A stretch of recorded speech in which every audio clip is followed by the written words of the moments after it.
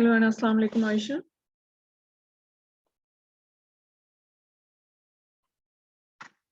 Hello. अस्सलाम वालेकुम बेटा, कैसी हैं आप? मैं ठीक हूँ, अल्लाह का शुक्र है। आप कैसी हैं? अल्हम्दुलिल्लाह ठीक ठाक। Okay, thank you for coming and joining the class. As और आई ऑलरेडी मेंशन कि ये हमें CECA की तरफ से फ्री प्लेटफॉर्म दिया गया है फॉर नाटी CCL उर्दू के लिए। जो भी स्टूडेंट्स नाटी का टेस्ट देना चाह रहे हैं या जिनको प्रिपरेशन करनी है अपनी, वो हमें लाइव क्लास में ज्वाइन कर सकते हैं एवरी संडे 11 से 1 बजे।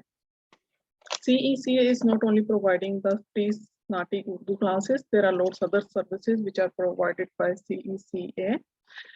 And these services include free student visa extension, cheapest health covers for overseas students and overseas visitors, free TR 485 visa application, free PTE and IELTS classes, and free Nati classes in 4 languages: Hindi, Nepali, Punjabi, and Urdu.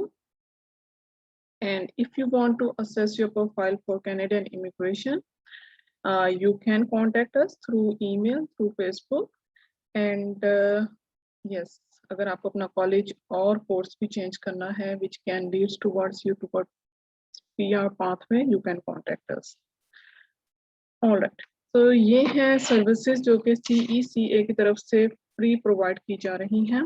और आज हम again नाटी CCL Urdu की class start करने जा रहे हैं। NAATI CCL Urdu every Sunday 11 से 1 बजे लाइव क्लास सेशन होता है।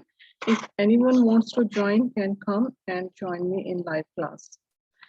ओके आयशा, कैसे चल रही है आपकी प्रिपरेशन? जी निदा, काफी अच्छी चल रही है। दूसरा पेज मैंने याद कर लिया है। Great great.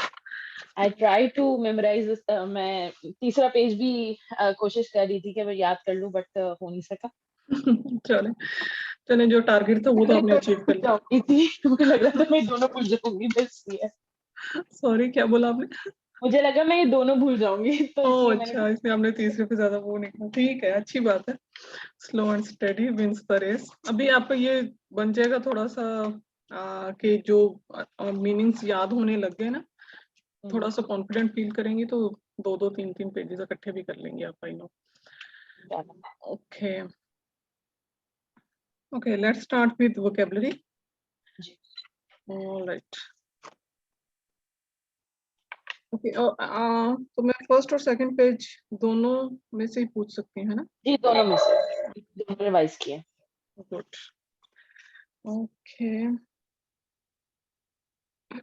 सजेशंस। किसी चीज की सजेशंस, किसी चीज। एक मुझे आपकी सजेशन चाहिए इस प्रॉब्लम में। राय। गुड। राय भी और तजवीज भी, कि आपका आपकी राय भी चाहिए, ये भी ठीक है। ठीक है, तजवीज भी इसका है कि आपका क्या मशवरा है इसमें। दोनों ठीक है। ओके।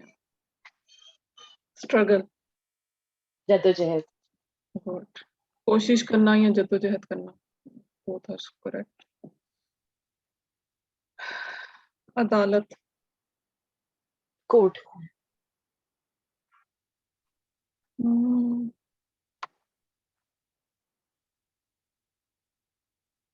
बदकिस्मती की बात। अनफॉर्चुनेटली। समाजी ताल्लुकात। Social relationship.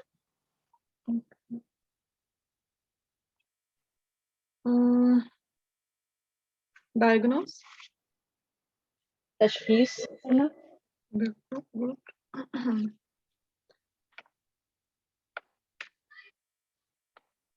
Facts and figures. सही हकायक और दादोशुमार। Physically active. जिस्मानी तौर से चुस्त। ऑर्गेनाइजेशंस। महकमा। ऑर्गेनाइजेशंस। इदारा। डिपार्टमेंट और ऑर्गेनाइजेशन में थोड़ा कंफ्यूज हो जाता है। और डिपार्टमेंट। महकमा। महकमा। महकमा। महकमा। प्राइवेट। निजी। गवर्नमेंट, सरकारी, ऐसे गवर्नमेंट होगा सरकार, ठीक है। सरकार, बट अगर गवर्नमेंट सपोर्ट या गवर्नमेंट ऑर्गेनाइजेशन, देन सरकारी इदारे या सरकारी मदद। ओके, मुलाजमत, मुलाजमत, जॉब,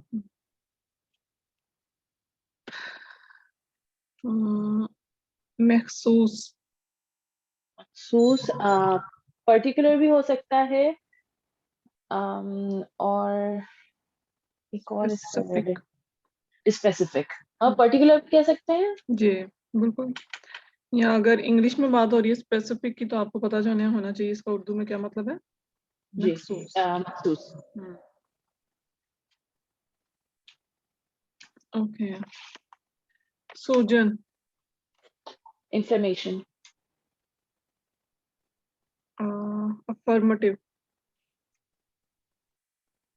किसी चीज पे डट जाना, या तो जो आपने लिखा हुआ था, यकीन दहानी करना, यकीन। वह डट जाना भी हो सकता है। कॉन्टेक्स्ट पे भी डिपेंड करता है ये। थोड़ा कॉन्टेक्स्ट था मेडिकल के पॉइंट ऑफ व्यू से, कि for to be affirmative we need to take some few test, के यकीन दिलाने के लिए हमें कुछ और इस पेशेंट के टेस्ट करने होंगे। ठीक है, तो बिल्कुल ठीक है आपका भी, कि आप बस कॉन्टेक्स्ट देखिएगा और कोई भी जो भी आपका मीनिंग मैच करे वो आप उसके अकॉर्डिंग यूज कर सकते हैं। जी, ओके, साइकोलॉजिकल डिसऑर्डर, नफ्सियाती बीमारी, मेंटल एक्टिविटीज, जहनी सरगर्मियां, तफसीलात, डिटेल्स, गर्चा, ऑल्दो, गुड, काफी अच्छा आपने प्रिपेयर किया है, I am so happy.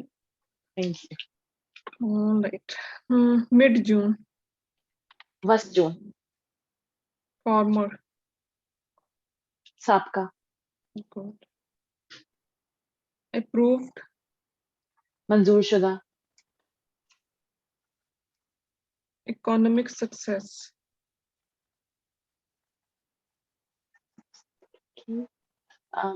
Economics, economics, success would be तरक्की, इकोनॉमिक वुड बी समाजी इकोनॉमिक्स का नहीं। सब्जेक्ट पढ़ा है आपने कभी। जी, इकोनॉमिक्स हमेशा उसका मतलब होता है मुआशियात। माशी माशी माशी हम्म माशी तरक्की, तो मुआशी तरक्की।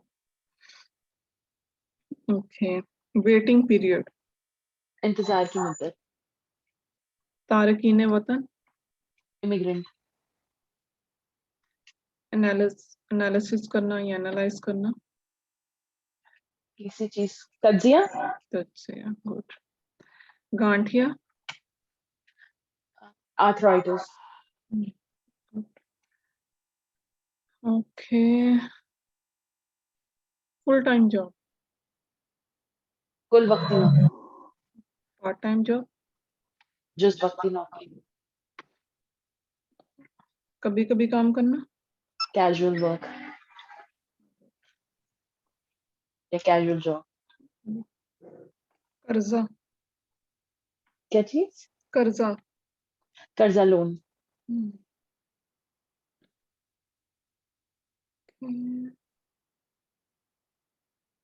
मुकम्मल मुआयना, फुल चेकअप या complete checkup, good, very good, बहुत अच्छा आपने इसको फिंगर टिप्स पे याद किया। आई होप कि जब आप इसका वो यूज करें डायलॉग्स में, जब भी यूज आए इसका, तो आपको जी, तब मैंने दोनों तब तरफ से ही लर्न किया है, तो वो ज्यादा अच्छा मुझे लर्न हुआ, और मैंने सेंटेंसेस बना बना के लर्न किया, तो वो भी वही काफी। बेस्ट ऑप्शन होता है, क्योंकि हमें वैसे नहीं मीनिंग पता होते, जब हम कॉन्टेक्स्ट में देखते हैं ना, फिर याद आ जाते हैं कि अच्छा ये मीनिंग हो सकता है। जी, वेरी गुड, ओके।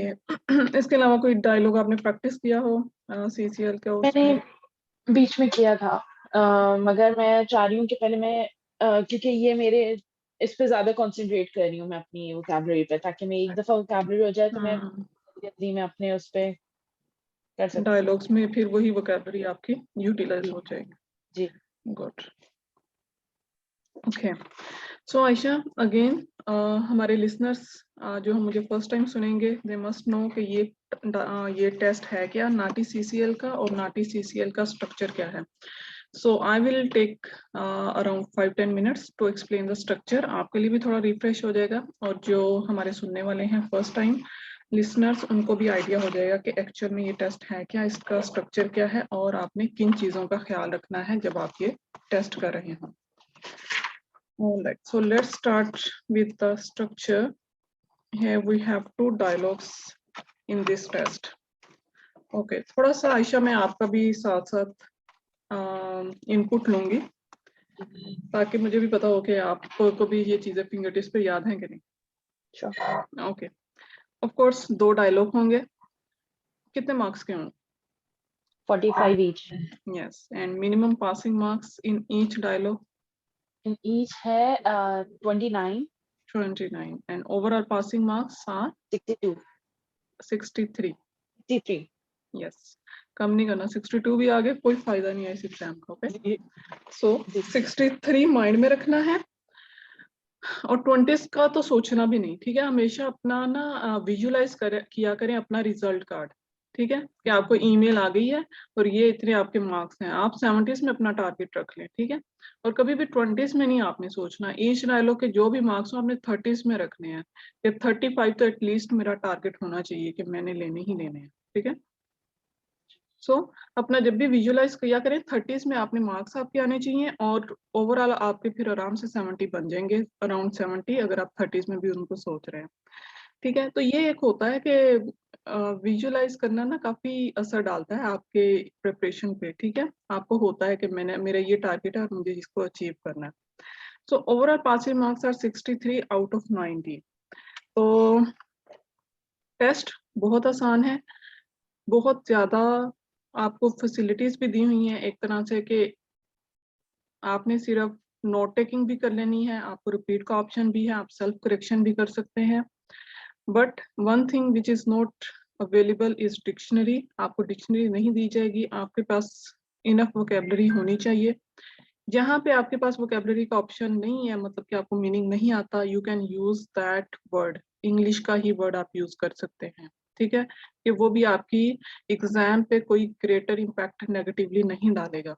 तो इसके अलावा फिर क्या रह जाता है, ठीक है, इतने ज्यादा आपको उन्होंने ऑप्शन दिए हुए हैं कि आप किसी तरह भी टेस्ट आपका क्लियर हो जाए, बट इन द एंड उनके पास है कि वो स्ट्रिक्ट मार्किंग करेंगे। तो छोटी छोटी चीजों पे बहुत ज्यादा ख्याल करना है, क्योंकि अगर 3 या 4 सेंटेंसेस में अगर एक सेगमेंट चल रहा है और उसमें से अगर आप एक चीज मिस कर देते हैं, तो वो उसको भी कंसिडर करेंगे कि आपने उसको क्यों मिस कर दिया, जब आपके पास नोट टेकिंग का भी ऑप्शन है, जब आपके पास रिपीट का भी ऑप्शन है, तो फिर भी आपने वो चीज मिस कर दी, that will comes under missing information.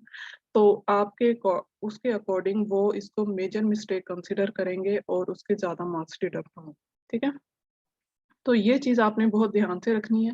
Note taking technique it's very important. मैं हमेशा मेंशन करती हूँ कि जो भी जितने भी वो सेगमेंट में जितने सेंटेंसेस भी बोलें, मिनिमम 1 वर्ड जरूर लिख लें अपनी मेमोरी पे। कभी भी इतना ट्रस्ट मत करें जब आप स्ट्रेस में हो, क्योंकि एक तो स्ट्रेस भी होता है, और दूसरी चीज कि जब आप एग्जाम में होते हैं कि आप कुछ चीजों को कहते हैं कि अच्छा ये तो मैं मेमोरी में रख लेता हूँ, हो जाएगा, मैं इसको बोल दूंगा, बट जब आप उसको इंटरप्रेट करने लगते हैं वो माइंड से स्किप हो जाती हैं चीजें। तो हमेशा जितने भी सेंटेंसेस वो बोले, अगर नहीं तो एक वर्ड तो जरूर ही लिख दें कि क्या हाल है आपका, इंतजार के लिए माजरत। तो हाल, माजरत, इस तरह का भी एक एक वर्ड लिख लेंगे तो आपको रिमेम्बर आप रखेंगे कि मैंने ये सारे सेंटेंसेस बोलने हैं वाइल इंटरप्रेटिंग। तो ये चीजें बहुत इंपॉर्टेंट है नोट्स टेकिंग टेक्निक की। जितनी ज्यादा प्रैक्टिस आप डायलॉग्स की करेंगे, आपकी नोट्स टेकिंग टेक्निक्स उतनी ही अच्छी हो जाएंगी, ठीक है। और नोट्स हमेशा आपने बुलेट पॉइंट्स को कंसीडर करते हुए लिखने हैं, ठीक है। एक लाइन में एक बात, दूसरी लाइन में दूसरी बात, तीसरी लाइन में तीसरी बात, जो जहां जो बात स्किप हो गई है, जो इन्फॉर्मेशन आपको समझ नहीं आई, वो स्पेस छोड़ के आपने नेक्स्ट लाइन में लिखते रहना है। कभी भी नोट्स दरमियान में नहीं छोड़ देने आपने कि वो मुझे इस बात की समझ नहीं आई तो मैं शायद आगे क्या होगा, ये वो कुछ भी नहीं होगा। आपने वो लाइन छोड़ देनी है, जिस बात की नहीं समझ आई उसको जगह छोड़ दें, नेक्स्ट लिखना शुरू कर दें। जो जो वर्ड्स भी समझ आ रहे हैं ना, सिर्फ वर्ड्स लिख दें। बेशक आपको कॉन्टेक्स्ट समझ नहीं आ रहा या कुछ भी समझ नहीं आ रहा कि उसने क्या बात की है, स्पेशली अगर इंग्लिश में अगर वो बोलने हैं, वो क्योंकि एक्सेंट बहुत ज्यादा स्ट्रॉन्ग्स भी होते हैं और साथ में वो ज्यादा फ्लुएंसी भी बहुत ज्यादा होती है। ठीक है, तो नहीं समझ आ रही, इट्स ओके। जो वर्ड्स समझ आ रहे हैं उनको उसी तरतीब से लिखते जाएं, जहां नहीं समझ आ रही इंफॉर्मेशन की जगह छोड़ते जाएं, ताकि जब आप रिपीट लें तो आपके पास मैक्सिमम रिटर्न इंफॉर्मेशन हो। तब फिर आप फोकस करेंगे कि जो मिसिंग इंफॉर्मेशन है और वो असल में बात क्या कह रहा है, फिर आप कॉन्टेक्स्ट पे भी गौर करने के लिए आपके पास टाइम होगा। बट अगर आप मिडल में ही इंफॉर्मेशन छोड़ देंगे तो सेकंड टाइम भी आपके पास उतना ही स्ट्रेस होगा नोट्स टेकिंग के लिए कि मैंने कोई इंफॉर्मेशन मेरे पास रिटर्न में नहीं है।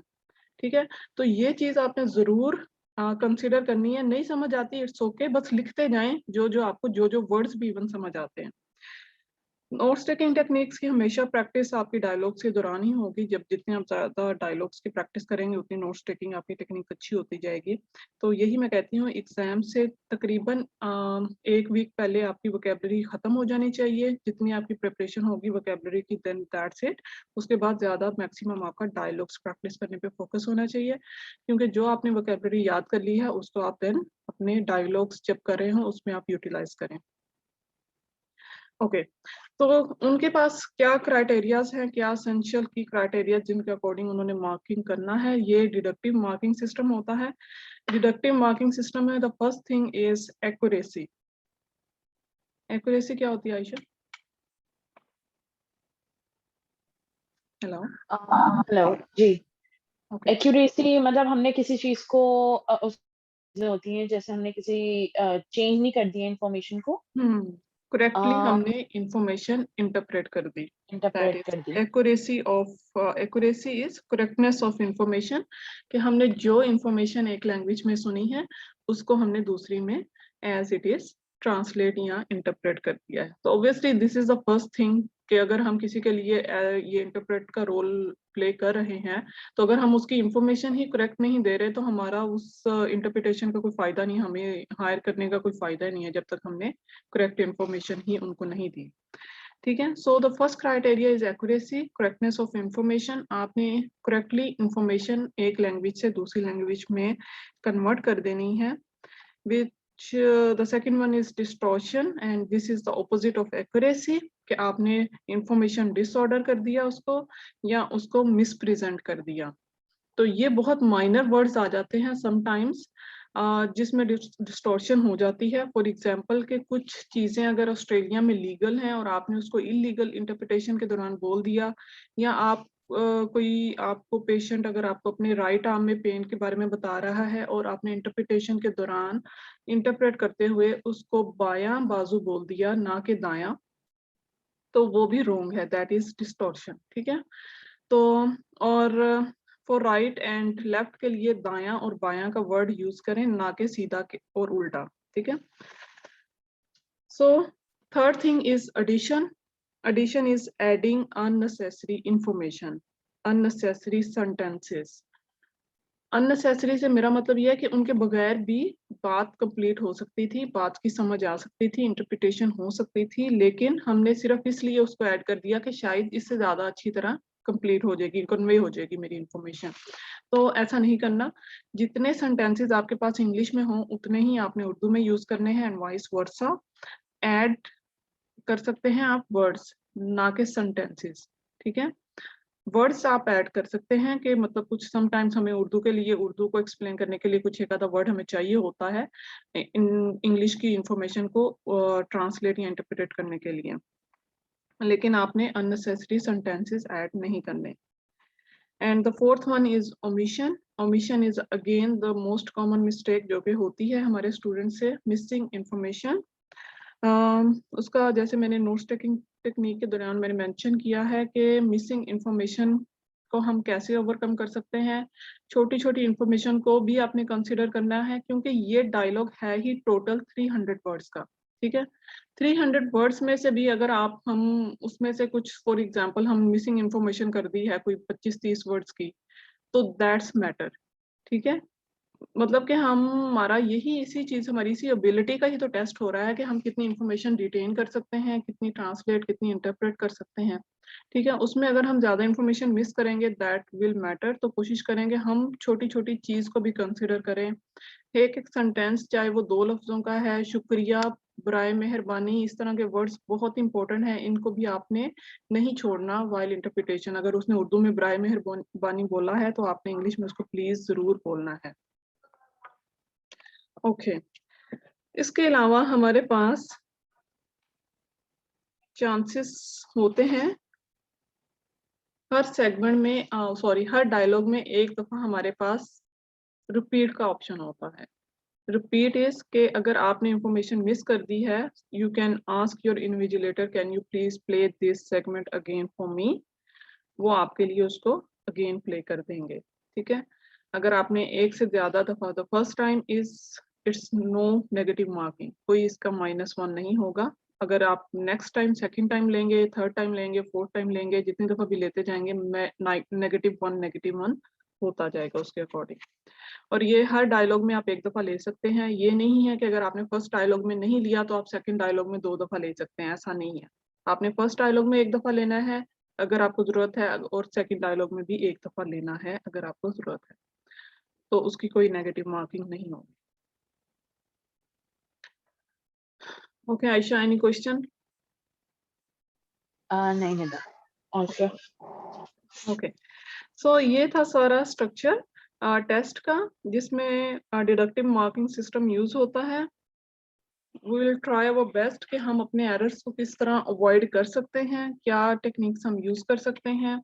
और समटाइम्स आप अपनी टेक्निक्स खुद अपने लिए बनाते हैं, ठीक है, क्योंकि जब आप खुद प्रैक्टिस कर रहे होते हैं, खुद अपनी नोट्स ले रहे होते हैं, आपको ज्यादा अच्छे से अपना अंदाजा होता है कि मैं किस चीज को और कितनी इंफॉर्मेशन को मैं रिटेन कर सकता हूँ और कितनी मैं राइट कर सकता हूँ।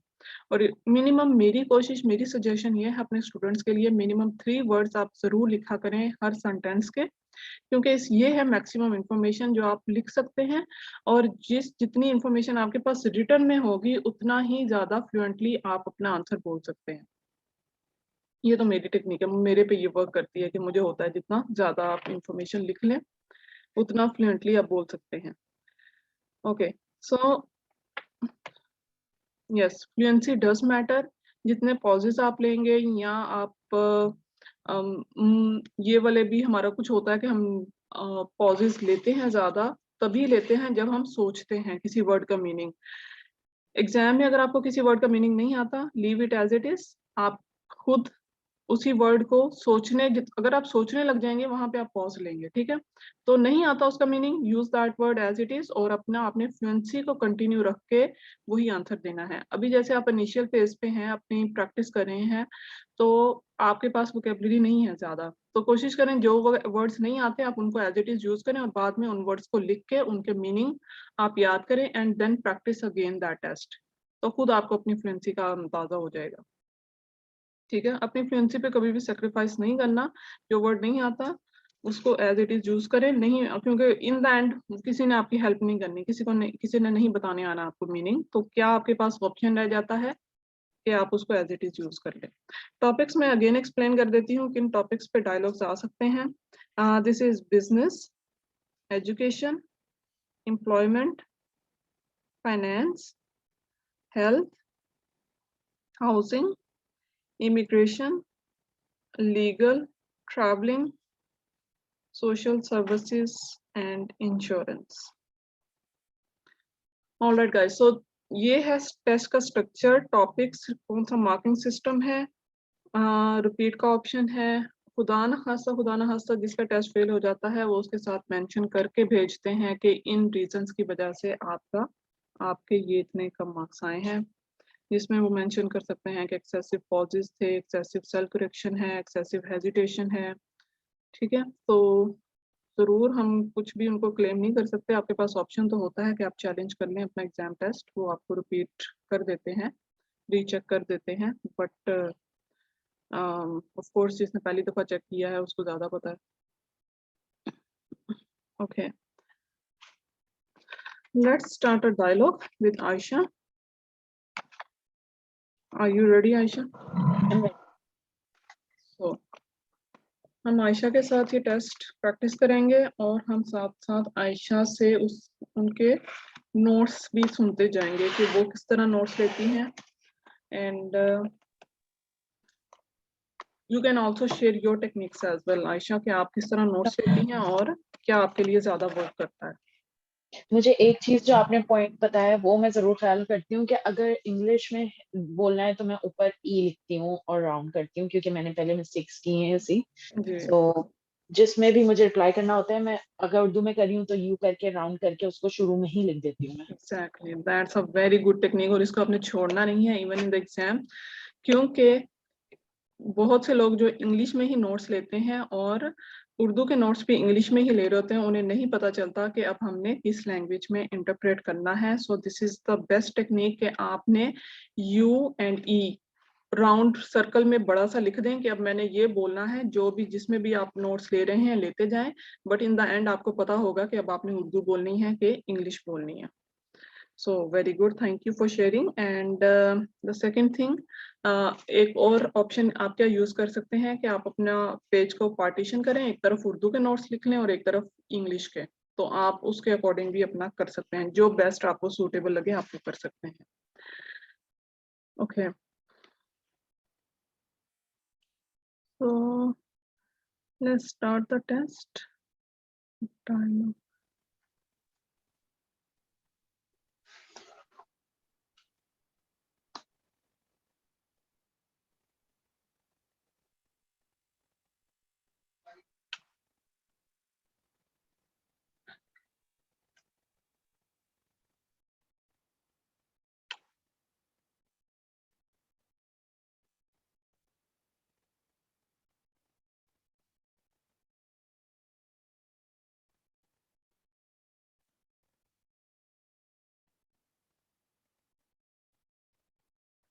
ओके, अभी मैं फर्स्ट सेगमेंट प्ले करी हूँ जस्ट टू लिसन कि किस टॉपिक पे टेस्ट है डायलॉग। ओके, और आप वॉल्यूम भी चेक कर लें कि आपको आवाज ठीक से आ रही है। I understand you have some questions regarding the letter you have received from us concerning immunization. Is this your daughter mentioned here?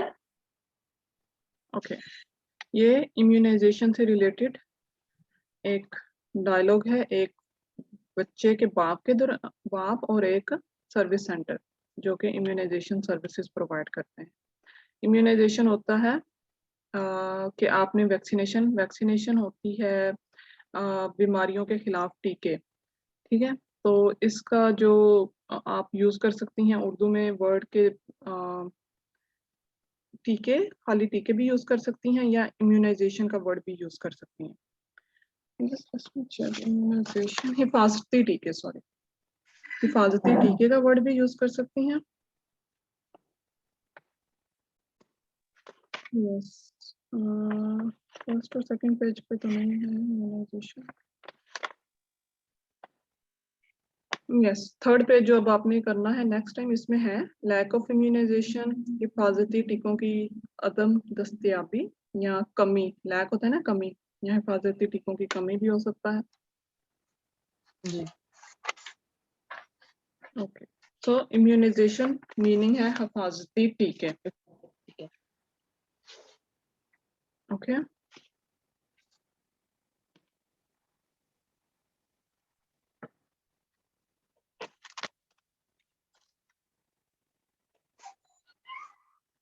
so I'm going to play the first segment.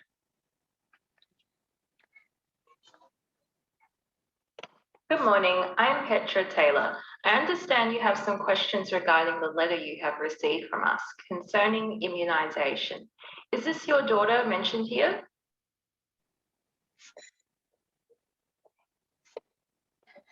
ये हमने पिछले दफा किया है, if I'm not wrong.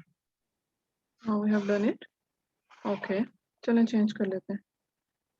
Peter Taylor, चलें ऐसा करते हैं इसी को रिपीट कर लेते हैं। इसको रिपीट कर लेते हैं। हाँ, ताकि आपके सुबह पास बखैर। वोकैबुलरी भी है इसकी और आपने सुना भी हुआ है, तो हो सकता है कि आप वेल परफॉर्म कर लें।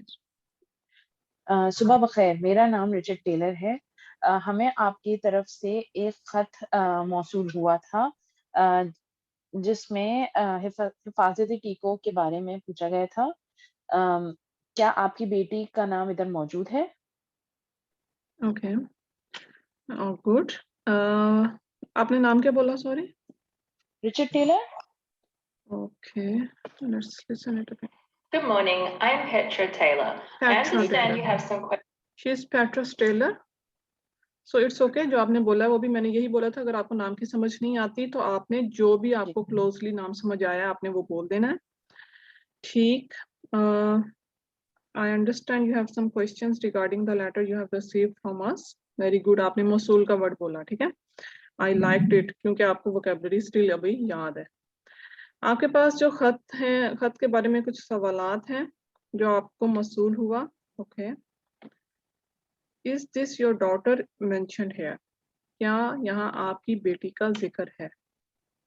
मैंने लिखा था क्या आपकी बेटी का नाम मौजूद है। Okay okay Ayesha, I am gonna repeat this again, और आपने मेरे लिए प्लीज एक दफा इसको दोबारा कर दें, ठीक है। जी। Questions regarding the letter you have received from us Sorry, मैं concerning इसको दोबारा रिपीट कर। immunization. Is this your daughter mentioned here? Good morning. I am Petra Taylor. I understand you have some questions regarding the letter you have received from us concerning immunization. Is this your daughter mentioned here? सुबह बखैर, मेरा नाम पेट्रिस Taylor है। हम समझते हैं कि आपके पास कुछ सवालात हैं जो हमारे खत आपको मौसूल हुआ है। उसके मुताबिक क्या आपके पास कोई कंसर्न है हिफाजती टीकों के हवाले से? क्या आपकी बेटी का इधर नाम दर्ज है? क्या यहाँ आपकी बेटी का जिक्र है? वो उस खत ही की बात कर रही है, ठीक है। क्या ये आपकी बेटी का, ठीक है। मुझे लगा कि वो लिस्ट में देख रही है कि क्या आपकी बेटी इधर मेंशन हुई है, मतलब समझ। Okay, no, she is talking about that letter. वो उसी के बारे में पूछ रही है कि मुझे पता है कि आपका इस खत से मुतालिक जो कि आपको हमारी तरफ से मौसूल हुआ है हिफाजती टीकों के मुतालिक, ठीक है। सो मैं समझती हूँ कि आपके पास इस खत के बारे में कुछ सवालात हैं जो आपको हमारी तरफ से हिफाजती टीकों के मुतालिक मौसूल हुआ है। क्या यहाँ आपकी बेटी का जिक्र है? मेंशन का मतलब हमेशा होता है जिक्र। ये आप अपनी वोकैबुलरी में लिख लें, मेंशन करना, जिक्र करना। जी। कंसर्निंग, मुतालिक, इम्यूनाइजेशन, हिफाजती टीके।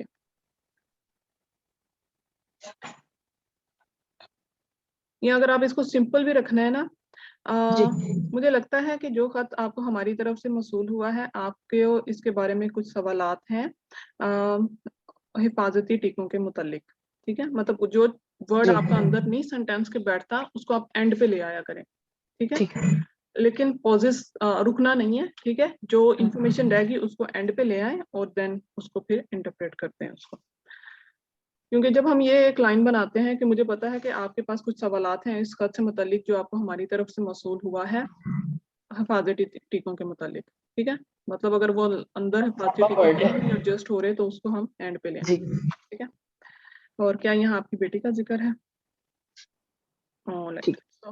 ओके, ठीक है। इस तरह ना होता है कि समटाइम्स हम ये एक्सपेक्ट नहीं कर सकते कि जो पहला सेगमेंट है वो बहुत इजी होगा या उसमें कोई बहुत सीधी सीधी इंफॉर्मेशन होगी, हाय हाउ यू से ही स्टार्ट होगा, ठीक है। कुछ इस तरह का कॉम्प्लिकेट भी हो सकता है। तो हमें we should be ready for each and everything कि क्या इंफॉर्मेशन कैसे भी। समटाइम्स ये होता है, sometimes most of the times होता है कि फर्स्ट सेगमेंट ही बहुत लेंथी होता है, ठीक है। तो ताकि स्टूडेंट्स वहीं पे घबरा जाते हैं कि अच्छा मेरा पहला सेगमेंट अच्छा नहीं गया तो पता नहीं पूरा डायलॉग ही कितना मुश्किल आ गया है और ये हो गया। ऐसा कुछ नहीं है, पहला डायलॉग ठीक है, समझ आ गई है, ठीक है। अदरवाइज रिपीट लें, ठीक है। पहले दफा में रिपीट लेने में कोई कबाहत नहीं है, लेकिन आपने अपना इंप्रेशन अच्छा रखना है। लाउड एंड कॉन्फिडेंटली आंसर देंगे ना तो वो कभी भी आपका ये चीज नहीं सोचेंगे कि आपने रिपीट लेके इतना अच्छा आंसर दिया, ठीक है। उनको आंसर से मतलब है। रिपीट लेना आपका वो था कि आपका हक था, आपने ले लिया, उस ऑप्शन को यूज कर लिया। जहां मर्जी यूज करें, चाहे पहली दफा यूज कर लें या एंड पे यूज करें, ठीक है। बट आपने अपना कॉन्फिडेंस शो करना है कि I have grip on this language, कि मैं इसको अच्छे से कर सकती हूँ। All right, so this is the first segment, so let's move to the second one. जी वो मेरी बेटी है, लेकिन मैं समझ नहीं पा रही कि इसमें ऐसा क्यों लिखा है। हमने गुज़िश्ता हफ्ते उससे टीका लगवाया था, तो अब ये नया टीका कौन सा है?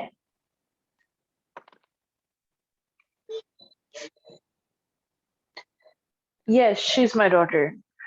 I don't know why she have recommended another immunization. However, we have okay, I repeat myself. Yes, she is my daughter. I don't know why we have took immunization earlier. Now she has recommended a new immunization vaccination okay, for her. अच्छा पहले मुझे ये बताएं आपने notes क्या लिए? Okay, मैंने लिखा है why yes, my daughter और my और DAU. I don't know IDK लिख दिया मैंने नीचे इम्यूनाइजेशन और उसके नीचे new IMN new immunisation. Okay, आपने ये ठीक बोला जी वो मेरी बेटी है।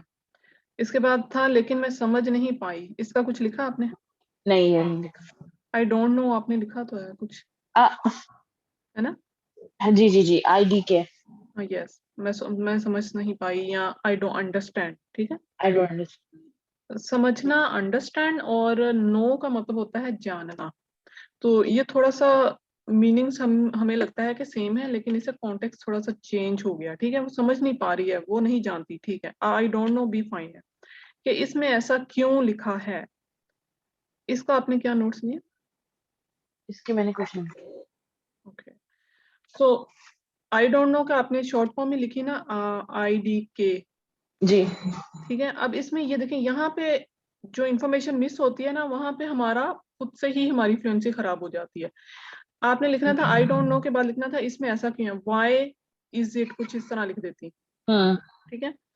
हमने गुज़िश्ता हफ्ते इसे टीका लगवाया था, लास्ट वीक कुछ लिखा आपने? लास्ट वीक नहीं, इसमें नोट से नहीं लिया.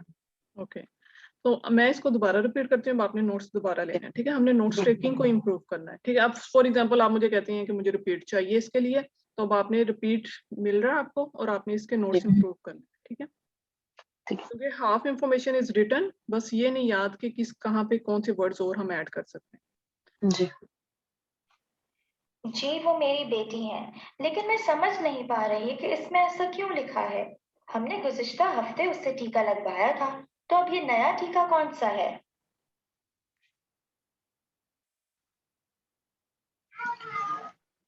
Yes, she's my daughter. I don't understand why she have written the new injection. However, we have did the immunization last week. I don't know which is this new immunization.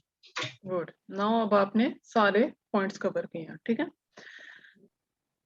तो अगर आपने last week और immunization and vaccination कोई भी word use कर लेती है, we have vaccinated her last week, now which what is this new vaccination और what is this new injection. Even कि आप टीके के लिए कौन सा वर्ड यूज कर सकते हैं, इंजेक्शन एज वेल, ठीक है। तो देखें, अब मेरी बात सुनिए आयशा, अगर आप पॉइंट समझने की कोशिश करेंगे ना, तो ये एक सेगमेंट है, हो सकता है उन्होंने इस सेगमेंट के रखे हों कोई 7 या 8 पॉइंट्स, ठीक है। अब वो इसमें कोई वोकेबलरी वर्ड खास नहीं है, स्वाय के टीका का भी हम Bye इंजेक्शन और bye बस. कुछ भी नहीं है, है ना। सिंपल सी जी. बातें हैं, कोई कुछ हार्ड नहीं है। जी मेरी बेटी है, मैं समझ नहीं पा रही कि ऐसा क्यों हुआ है, गुज़िश्ता हफ्ते ही तो हमने टीका लगाया था, अब ये नया टीका कौन सा है। कोई इतनी बड़ी बात भी नहीं है कि हमें कोई कहे कि भाई तुम नहीं कर पा रही, इसका इंटरप्रेट कोई वर्ड ही नहीं है इसमें। तो फॉर एग्जांपल अगर हम इसको भी अच्छे से नहीं कर पाएंगे, तो उन्होंने ये नहीं देखना कि हमारे पास इंफॉर्मेशन सिंपल है या हार्ड है, उन्होंने इसके डायरेक्ट -5, 6, 7 कर देंगे जितने पॉइंट्स रखे होंगे, क्योंकि उन्होंने कहना ना फ्लुएंसी है इसमें, ना आपने वो एज इट इज जो मतलब जो इन्फॉर्मेशन रिक्वायर्ड थी उसके अकॉर्डिंग उसको इंटरप्रेट किया, तो they have the right to deduct marks, ठीक है। तो मैं जी. ये बताना चाहती हूँ कि बेशक कोई ऐसी इंफॉर्मेशन किसी सेगमेंट में नहीं होती, तो उसको बिल्कुल भी ऐसा मत समझें कि ये तो इतनी खास इंफॉर्मेशन ही नहीं थी, मैंने जैसे भी कर दिया ठीक कर दिया। उनके पास पूरा क्राइटेरिया होता है जिसके अकॉर्डिंग उन्होंने मार्किंग करनी है। जी. ठीक है, इसीलिए मैं कहती हूँ कि नोट्स टेकिंग हमने ज्यादा से ज्यादा प्रैक्टिस करनी है, ठीक है, क्योंकि ये इन्फॉर्मेशन आपको पता है ना, कोई वर्ड है इसमें, इंग्लिश आप इतनी, तो इसको इससे ज्यादा ही आपको इंग्लिश आती है कि आप आराम से इसको इंटरप्रेट कर सकती हैं। तो प्रॉब्लम सिर्फ क्या आई, नोट्स टेकिंग में। नोट्स अच्छे लिए होते तो आराम से आपने इसको कर लेना था। ओके, सो यस, ये अच्छा किया आपने फिर second time, yes this is my daughter but I am not able to understand why is that mentioned in here. We got her vaccinated last week, so which is this new vaccination now? या which is this new injection now? Okay, मैं एक और बात थोड़ी सी यहाँ पे clear कर दूं, हमारी ग्रामर भी चेक होती है, ठीक है। अगर हम प्रेजेंट पास्ट का वो कॉन्सेप्ट नहीं या डिड के साथ हैव या कुछ इस तरह का वर्ड लगा देंगे तो भी मार्क्स डिडक्ट होंगे, ठीक है। ग्रामर मिस्टेक्स भी कंसिडर होती हैं, क्योंकि हमसे एक्सपेक्ट किया जाता है कि अगर हम इस लेवल का जब अगर हम इंटरप्रिटेशन कर रहे हैं जिसमें कोई हार्ड भी नहीं है, कोई would have been, past perfect continuous के टेंस अगर आ जाते हैं फिर तो चलो कंसीडर करते हैं, हम कुछ मिस्टेक्स कर सकते हैं। ये तो सिंपल प्रेजेंट की बात हो रही है और उसमें या पास्ट की, तो उसमें हमें हमसे एक्सपेक्ट किया जाता है कि वो हम 100% करेक्टली ग्रामर के साथ उसके आंसर करें, ठीक है। पास्ट या प्रेजेंट कुछ इस तरह की भी मिस्टेक करेंगे तो उसके मार्क्स डिडक्ट होंगे। Alright, so let's move to the next segment.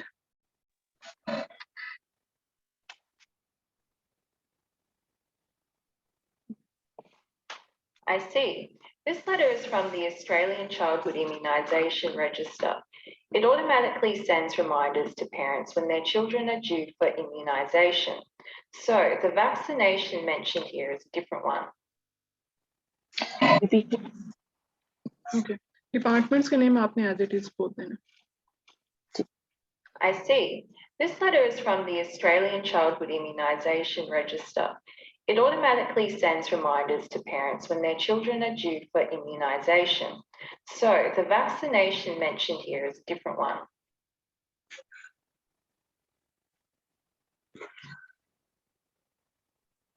मैं देख सकती हूँ ये खत आपको ऑस्ट्रेलिया चाइल्ड इम्यूनाइजेशन डिपार्टमेंट के तरफ से मिला है।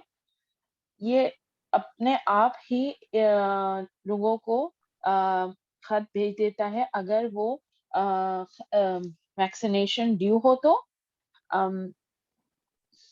और ये जो वैक्सीनेशन इधर लिस्टेड है वो डिफरेंट है, वो मुख्तलिफ है। Good, so notes please mention कर दें आपने क्या नोट्स ने। शुरू वाला मैंने IC लिखा है, नीचे लिखा है लेटर ACID और उसके नीचे लिखा है ऑटोमेटिक और ड्यू टू IN इम्यूनाइजेशन और इसके नीचे लिखा है so the vaccination is different. And in how many lines? 4 good, 1 2 3 4 5 actually वो थोड़ा सा लंबा हो जाता है। नहीं ठीक है, जितना आप उसको उसके सेगमेंट्स खुद ही कर लेंगी ना उतना आपके लिए उसको दूसरी लैंग्वेज में इंटरप्रेट करना आसान हो जाएगा, ठीक है जी। So it automatically sends reminders. अच्छा, रिमाइंडर्स ऑफ कोर्स ये वोकैबुलरी वर्ड अभी आपने नहीं पढ़ा, याद दहानी खतूत। ओके, रिमाइंडर्स, याद दहानी खतूत।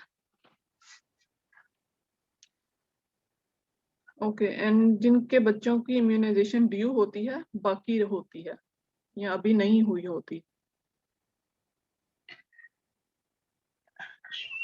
ड्यू को होता है बाकी। हाँ, बाकी होती है जिनकी या अभी नहीं होती। अब हम उसको जब सेंटेंस में करेंगे तो ज्यादा को क्लियर हो जाए। मतलब जैसे हम मोस्टली कहते हैं कि आपकी अभी फी आपकी ड्यू है, अभी आपने फीस अभी आपकी बाकी है।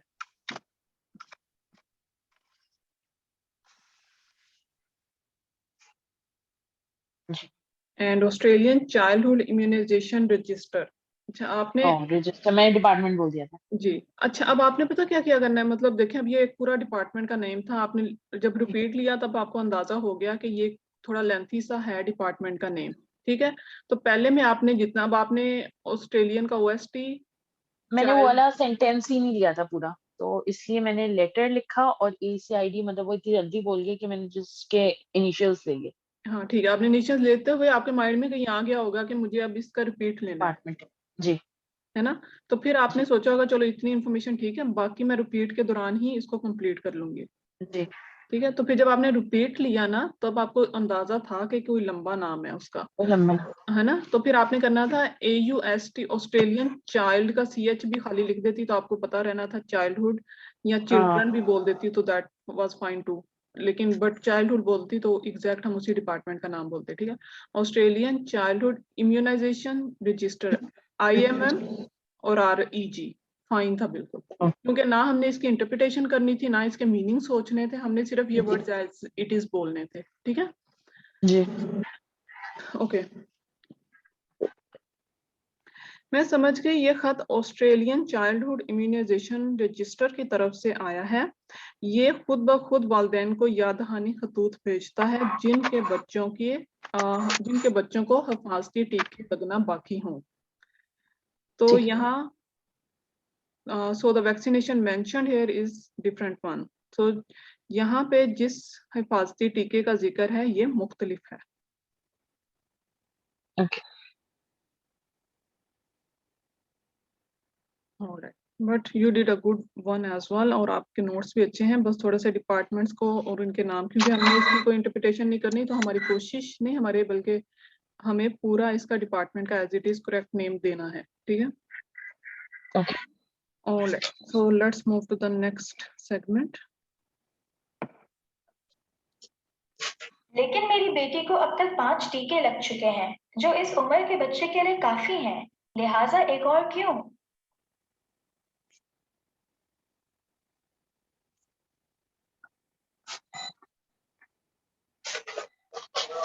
But my daughter has already had 5 injections, and I think it is enough for this age.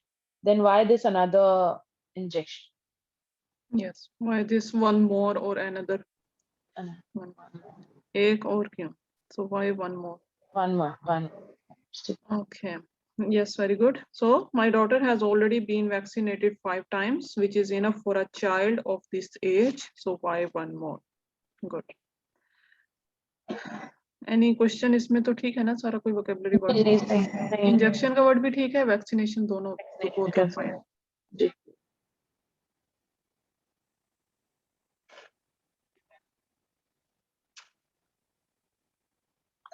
You are perfectly right about the number of vaccinations they have provided to your daughter already, but certain types have to be given more than once to provide a child sufficient immunity.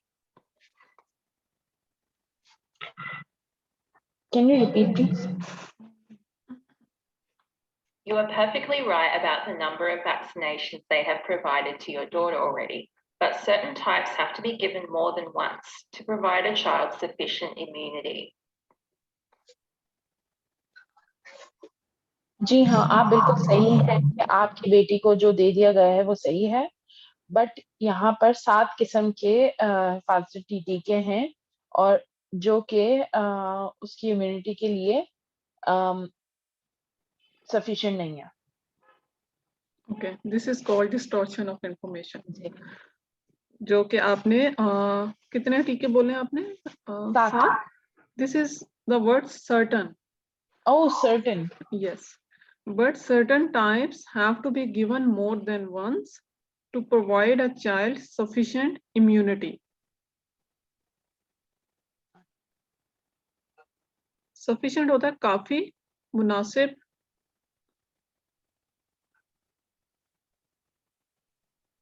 immunity हिफाजत,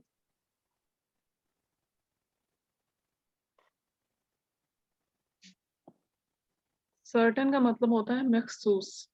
हमने किसका word किस meaning का था मखसूस?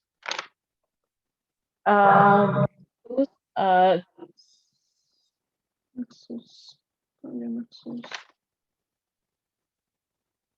specific.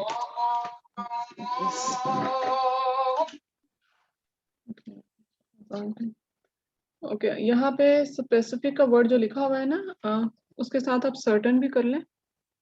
Okay. Certain and specific दोनों का मतलब है महसूस। जी। ठीक, एनी अदर वोकैबुलरी वर्ड इसमें? इसने 7 बोला था, मैंने सर्टेन बोला था, मैंने 7 समझा उस चीज को। सही, चलिए मैं दोबारा इसको रिपीट करती हूँ, अब आप सुने और फिर हम इसको, फिर आपने इसको इंटरप्रेट कर। You are perfectly right about the number of vaccinations they have provided to your daughter already, but certain types have to be given more than once to provide a child sufficient immunity.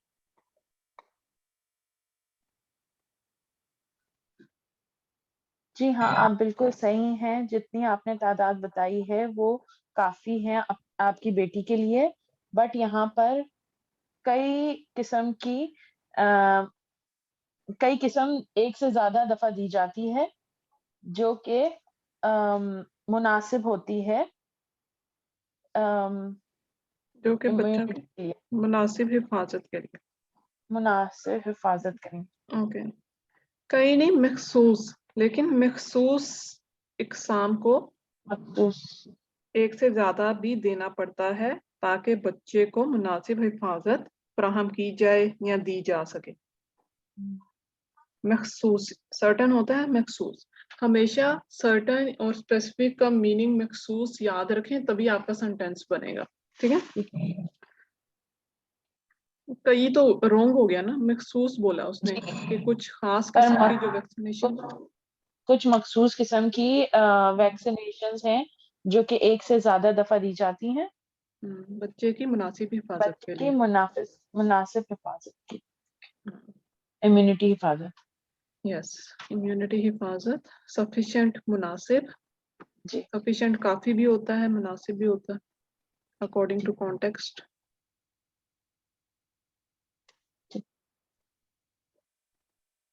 आप टीकों की तादाद के बारे में बिल्कुल दुरुस्त हैं जो कि आपकी बेटी को पहले से फराहम किए गए हैं, लेकिन मखसूस इकसाम के टीके एक से ज्यादा दफा दिए जाते हैं ताकि बच्चे को मुनासिब हिफाजत फराहम की जा सके। ये मिल सके। All right. Okay, let's move to the next segment.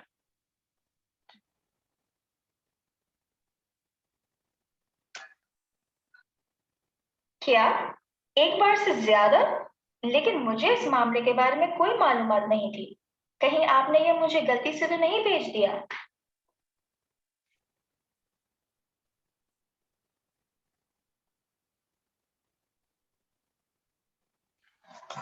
What? More than once? I don't have much information about this. Did you send it to me by mistaken? By mistake. By mistake. कहीं आपने ये मुझे गलती से तो नहीं भेज दिया? Okay, that's fine. Did you send it to me by mistake? Or maybe you have sent it to me by mistake?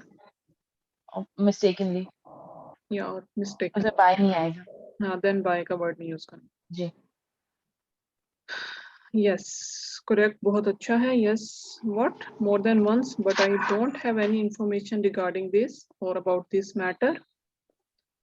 अच्छा, मामले का वैसे आपको पता है ना, मामले को इंग्लिश में क्या बोलते हैं? मामलात मैटर। मैटर। ठीक, तो और आपने नोट्स क्या लिखे थे? मैंने जो नोट्स लिखे थे वो ये थे व्हाट और आगे वंस लिख दिया था और नीचे लिखा है आई डोंट। नीचे मैंने डिटेल्स लिखा था मगर आई वाज़न्ट श्योर कि डिटेल या इंफॉर्मेशन कौन सा आएगा, मैं उस वक्त नहीं कर पा रही थी उस चीज को। तब आप इंग्लिश में ही नोट्स लेती हैं जो उर्दू के लिखती हैं? जी डिपेंड करता है। सही, मतलब आप तभी इंग्लिश को कभी इंग्लिश में ले रही होती हूँ, कभी मैं उर्दू में, कोई मुझे इंग्लिश में वर्ड नहीं आ रहा होता तो मैं उसको उर्दू में ही लिख देती हूँ। तो माइंड आपका डबल चल रहा होता है, उसी टाइम आप इंटरप्रेट भी कर रही होती हैं, ट्रांसलेशन के वर्ड्स भी सोच रही होती हैं और नोट्स भी ले रही होती हैं। गुड, मल्टीटास्किंग है, ये भी गुड है। और उसके नीचे मैंने मिस्टेक लिखा है। ओके, ठीक है। अभी आपने ना और कोशिश ये किया करनी है, थोड़े से वर्ड्स ज्यादा करने हैं। ठीक है, अभी तो जैसे आप एक एक वर्ड लिखती हैं ना, तो 2-3 वर्ड टुगेदर, जैसे व्हाट, वंस लिख लिया, ठीक है। जी। नो इन्फॉर्मेशन, या मुझे इसके मामले में कोई मालूमात नहीं थी। In this matter no information, गलती से, सेंट बाय मिस्टेक, कुछ इस तरह, मतलब ना थोड़ा थोड़ा सेंटेंस बना के लिखा करें। जी स्पेशली उर्दू का तो नहीं, आई डोंट थिंक आप फिर भी इंफॉर्मेशन याद रख सकती हैं। इंग्लिश का अगर आप उर्दू में करें, ठीक है, एक एक वर्ड की बजाय आप कोशिश करें 3-3 वर्ड आपके नोट्स के होने चाहिए। ठीक है। Okay, so what more than once, but I had no information about this matter. Maybe you have sent this to me by mistake. ठीक है, अगर आपको मामले का पता होता ना कि इसको मैटर बोलते हैं, तभी आपके दिमाग में भी आ जाता है, तो आप जरूर उसको भी Information. Ji Alright, so next segment. Well, there was no mistake in sending the letter. In most cases, it is recommended that immunization be repeated. Some injections are also given 5 times in 1 year. Can you repeat please? Alright. Well, there was no mistake in sending the letter. In most cases, it is recommended that immunization be repeated. Some injections are also given 5 times in 1 year.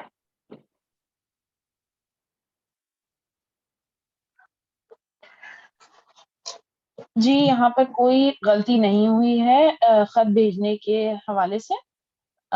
कभी कभी ये recommend किया जाता है कि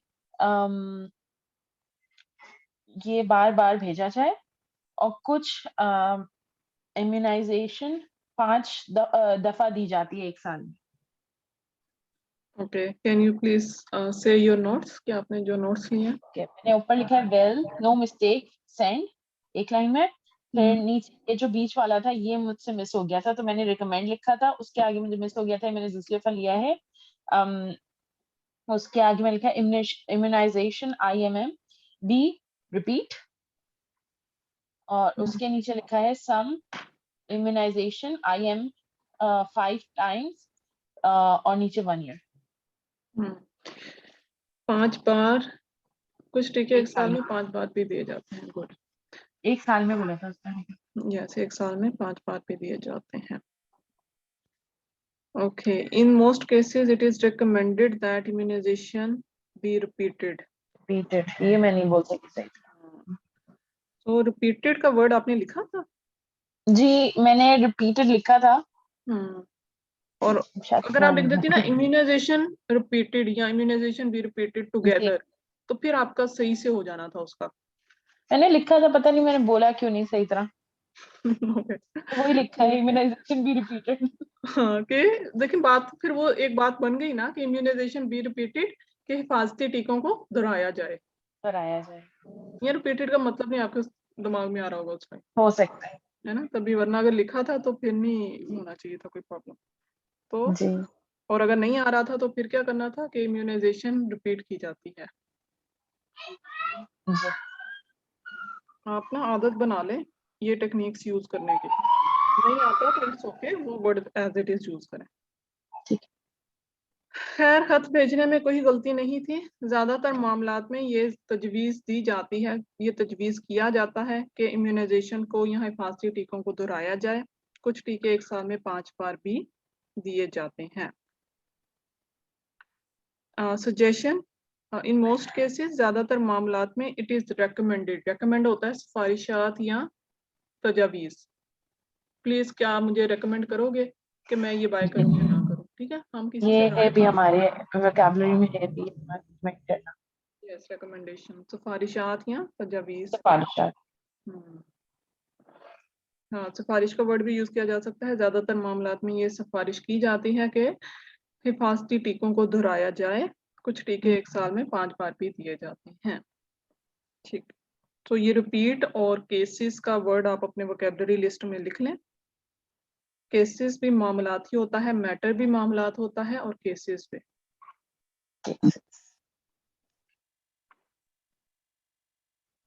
repeat, दोहराना। Repeat दोहराना, recommend तजवीज करना, वेल खैर। तजवीज, अच्छा, अब यहाँ पे आपने तजावीज नहीं बोलना, तजवीज बोलना है। ठीक है, तजवीज। इट इज रिकमेंडेड कि ये तजवीज किया जाता है। ठीक। ठीक है, तजावीज इज प्लूरल वर्ड। जी। Okay, any other thing in this segment? All good? जी। ऑल, चलिए next segment.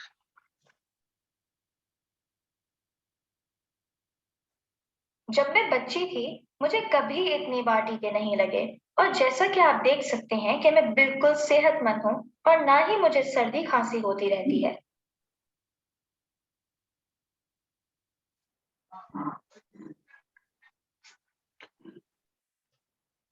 When I was a kid, I had no such.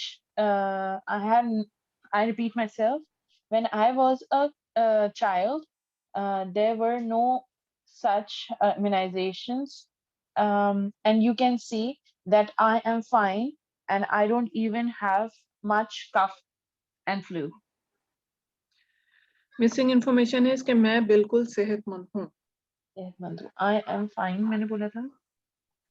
बोला आपने? सॉरी मैंने मिस जी। कर दिया। ओके, मैं बिल्कुल सेहतमंद हूँ, आई एम फाइन, यस, और आई एम एब्सोल्युटली फाइन और एब्सोल्युटली हेल्दी, और ना ही मुझे सर्दी खांसी होती रहती है, कफ और cold, nor I keep getting cough flu और बोल दिया। कोल्ड। मैंने फ्लू बोल दिया था, वो सही तो नहीं होगा क्योंकि नजला होता है फ्लू तो। सर्दी जुकाम भी, होता है, नजला होता है, हाँ, जुकाम नजला होता है आपका। सर्दी कोल्ड खांसी कफ, हाँ, तो कफ कोल्ड बोल देती तो ये दोनों बेटर थे। जी। अच्छा, और आपने नोट्स लेते वक्त ही फ्लू लिख लिया था? नहीं, मैं उसका नहीं ले सकी थी क्योंकि मैं जो उसका सेकंड वाला था मैंने बहुत ही शुरू में लिखा है व्हेन इन यंग लिखा है, मगर मैंने चाइल्ड बोला था, व्हेन आई वाज चाइल्ड। फिर नीचे मैंने लिखा है नो इम्यूनाइजेशन, फिर उसके नीचे लिखा है मैंने in U C I M fine लिखा है। और ये मैंने जो सेंटेंस नहीं लिख सकी थी नो के बाद क्योंकि बहुत देर हो गई थी रिपीट करने में, तो मैंने बस नो लिख दिया था। अच्छा, आपका ये ठीक है। अच्छा, आपको एक बात बताऊं, हर सेगमेंट जब खत्म होगा ना, हर सेगमेंट के बाद एक 2 से 3 सेकंड लॉन्ग बीप होती है, ठीक है, जो कि इस सेगमेंट्स में यहाँ पे रिकॉर्डेड नहीं होती, ठीक है, लेकिन एक्चुअल एग्जाम में हर सेगमेंट के बाद एक लॉन्ग बीप होगी, ठीक है, which is around 3 to 4 seconds long, ठीक है। उसमें आपके पास टाइम है कि आपने अपने नोट्स लिखने हैं। उसके बाद भी आप 5 to 7 सेकंड्स और भी ले सकते हैं, ठीक है, कि आप अपने जी। नोट्स कंप्लीट करें और आराम से अपना आंसर दें। कोई जल्दी नहीं है कि आपने जैसी बात खत्म हुई आपने बोलना शुरू कर देना है, ठीक है। तो आप आई थिंक कुछ इसमें टाइम का ये होता है कि आपको कुछ 20 से 25 मिनट में खत्म करना होता है पूरा exam, that is a must. No, ऐसा कुछ भी नहीं है। टाइम तो उतना ही लगेगा जितने लेंथी अगर डायलॉग्स होंगे या अगर आप रिपीट ले रहे हैं बार बार, तो फिर तो जरूरी अगर नहीं मैंने है। कुछ ज्यादा ही वेट कर लिया हम्म, तो इसके मेरे पॉइंट्स कटेंगे या वो समझेंगे कि मैं नहीं जवाब दे रही हूँ, समथिंग दैट। नो, ज्यादा कितना मैक्सिमम? मतलब मैंने 10 से 15 सेकंड ले लिया फॉर एग्जाम्पल।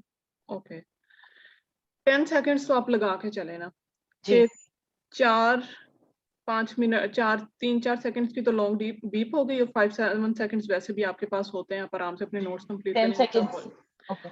ऐसा नहीं होगा कि वो आप अपने नोट्स लिख रही हैं, आप बोलने के लिए रेडी हैं या कुछ बोलना चाह रही हैं, और वो आपका कहेंगे अच्छा जी टाइम ओवर, आपका नेक्स्ट सेगमेंट रिपीट प्ले कर देंगे। ओके। ऐसा नहीं होगा, ठीक है।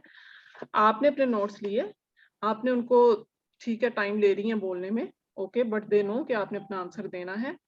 जब आपने अपना आंसर देने लगेंगी और जब दे चुकी होंगी, जब आपने अपना आंसर फिनिश कर लिया, देन द इन्विजिलेटर माइट नहीं, बिल्कुल अपनी आंखों से इशारे से आपसे पूछेगा कि नेक्स्ट प्ले करूं, देन आपने अपना आंसर, अपना सर हिला के उनको कहना है, फिर वो प्ले करेंगे जी आपके लिए नेक्स्ट, ठीक। ठीक है। जी।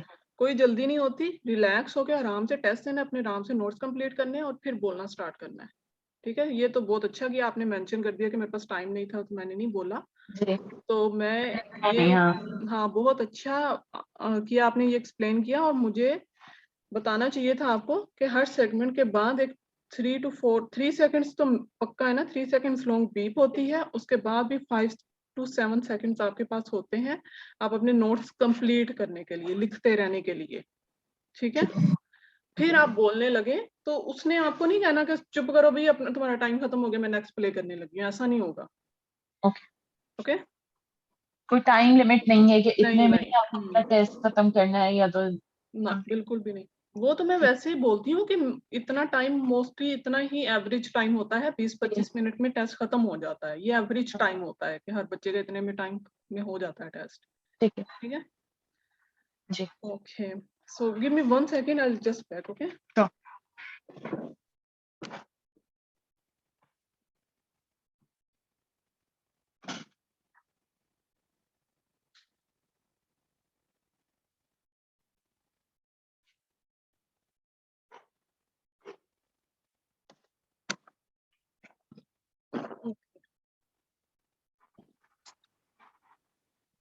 सही। अच्छा, फिर अब आपने कहा कि आपका वो आप नहीं लिख पाई ना ही मुझे सर्दी और खांसी होती है, ठीक है। जी, तो मैंने अगर मैंने बोल दिया था। हाँ, तो वो खांसी और सर्दी को अगर आपके पास ऑफ कोर्स अगर टाइम है तो उसका मीनिंग अगर नहीं समझ आ रहा तो आपने इंग्लिश में खांसी और सर्दी लिख देना है, ठीक है, ताकि Okay. जब आप इंटरप्रेट करने लगे तो तब आपके पास टाइम भी आ जाएगा कि आपने इन दोनों वर्ड्स का ही उर्दू में, क्योंकि अब आपने नहीं लिखा हुआ था तब आपने फ्लू बोल दिया। जी अगर सर्दी और खांसी लिखा होता ना तो फिर जब आप इंटरप्रेट करने लगती या जब जी ट्रांसलेशन करने लगती तो आपने खुद ही आपने फिर उसको कोल्ड और कफ बोल देना था। जी ठीक है।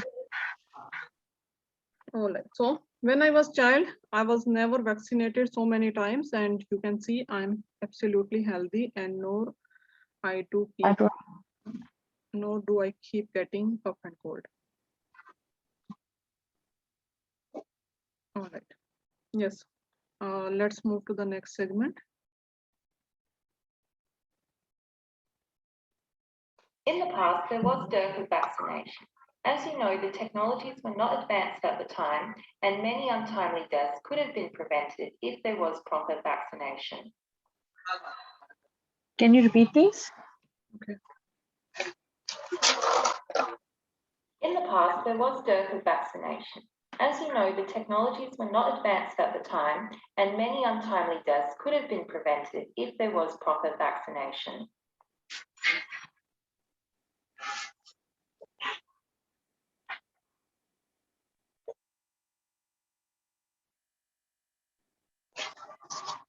गुज़िश्ता रोज में इतनी इंजेक्शंस नहीं इतने टीके नहीं मौजूद थे। आई रिपीट माई सेल्फ, गुज़िश्ता रोज में इतने टीके मौजूद नहीं थे क्योंकि टेक्नोलॉजी इतनी जदीद नहीं थी।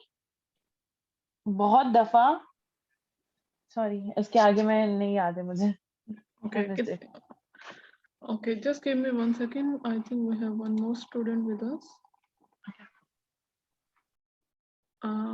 Hello.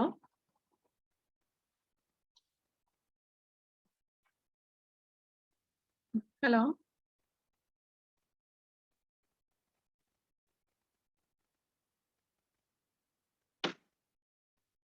Hello, Suhail. If you can hear me.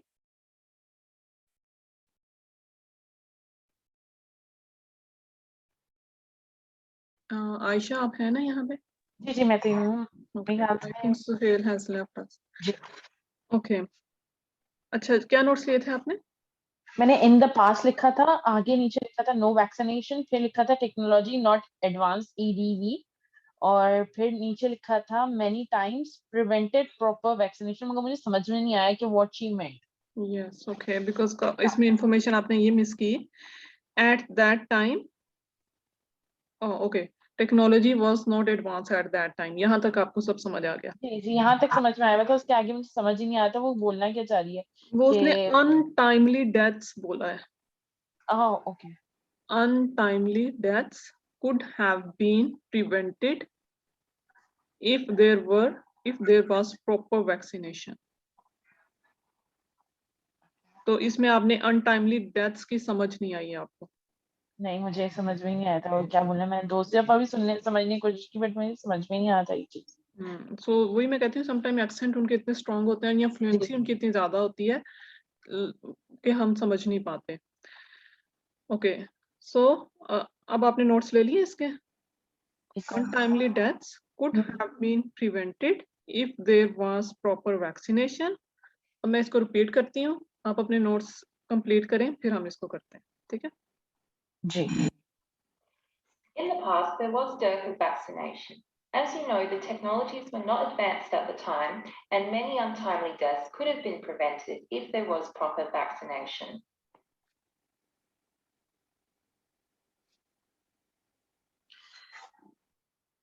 गुज़िश्ता रोज में इतनी इंजेक्शंस मौजूद नहीं थे क्योंकि टेक्नोलॉजी इतनी जदीद नहीं थी। बहुत दफा लोग कई मौत इंग्लिश का वर्ड यूज करें एंड डू इट। मौत वाक़ई हो जाती थी क्योंकि सही टीके नहीं मौजूद थे। Okay. So it was bit difficult. जी फ्लुएंसी भी ज्यादा थी और ये हम कह सकते हैं एक लॉन्ग डिफिकल्ट सेगमेंट है। ठीक है। सो हम क्या अब कर सकते हैं इसके लिए, अगर हमें नहीं समझ आती ना कुछ इस तरह के वर्ड्स की, फॉर एग्जांपल एग्जाम में समझ ही नहीं आया आपको अनटाइमली डेथ्स की और इस तरह कुछ भी नहीं हुआ, 2 दफा भी सुन लिया फिर भी नहीं समझ आई, तो अब हमने क्या करना है, कॉन्टेक्स्ट देखना है कि वो क्या बात कर रही है। ठीक है। कॉन्टेक्स्ट इसलिए इंपॉर्टेंट है। अब पिछले में उसने कहा कि मैं बिल्कुल सेहतमंद थी, मुझे कुछ भी नहीं हुआ, तो यहाँ पे आके अब वो कह रही है कि पहले तो एक तो वैक्सीनेशन नहीं थी, तो फिर वो थे हम फिर आप ये वर्ड्स छोड़ के भी ना कहते, आप ये भी कह देती ना कि अगर आप उस वक्त इसीलिए ज्यादा हम बात हो जाती थी क्योंकि वैक्सीनेशन नहीं थी। ठीक है, कुछ भी ऐसा बोल देती, कुछ इससे रिलेटेड भी ना बोलती। जी ठीक है, बस फिर आपने कर देना है ना, क्योंकि अब हमारे पास ऑप्शन नहीं है, 2 दफा भी सुन लिया है फिर भी नोट्स नहीं कंप्लीट हुए। ठीक है, लेकिन वक्त के साथ साथ जितनी हम ज्यादा प्रैक्टिस करेंगे ना, आपका ये एक्सेंट जितने ज्यादा सुनती जाएंगी आपको समझ आती जाएगी। ठीक है। जी और एग्जाम में तो ज्यादा, यहाँ पे तो आई बिलीव कि इतना लाउड भी नहीं है, प्रॉपर एक लाउड आपके पास चल रहा होता है, कोई ऐसा क्लियर नहीं होता कि आवाज की आपके पास सही जी प्रॉपर आवाज ना आ रही हो। ठीक है, तो बताना ये चाह रही हूँ कि हमने फिर क्या ऑप्शन हम यूटिलाइज कर सकते हैं, हमारे पास क्या रह गया, अच्छा नोट्स भी नहीं ले सके, ये भी नहीं हुआ, समझ भी नहीं आई, तो क्या करना है, फिर हमने कॉन्टेक्स्ट देखना है। ठीक है, कॉन्टेक्स्ट में जो बात हो रही होगी ना, फिर उसके अकॉर्डिंग ही हम फिर हमने अपनी इन्फॉर्मेशन दे देनी है। तुक्का लग गया, नहीं लगा तो वैसे भी मार्क्स कटने ही है। जी okay, so in the past, past होता है हमेशा माजी, ये वोकेबलरी वर्ड है, प्लीज इसको लिख लें। माजी प्रेजेंट हाल होता है और फ्यूचर मुस्तकबिल होता है।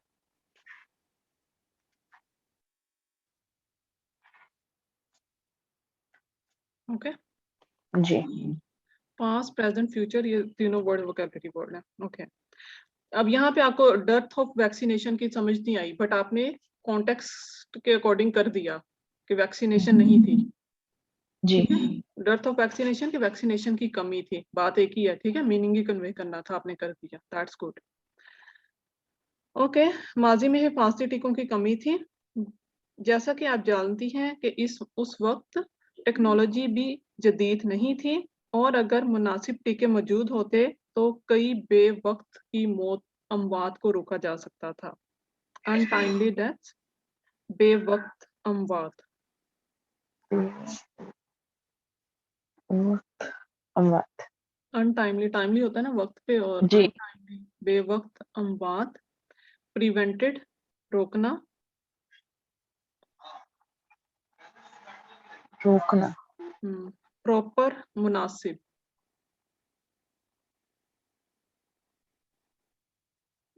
जैसे अभी एक और मुनासिब मैंने मीनिंग लिखवाया है आपको, सफिशिएंट। मुनासिब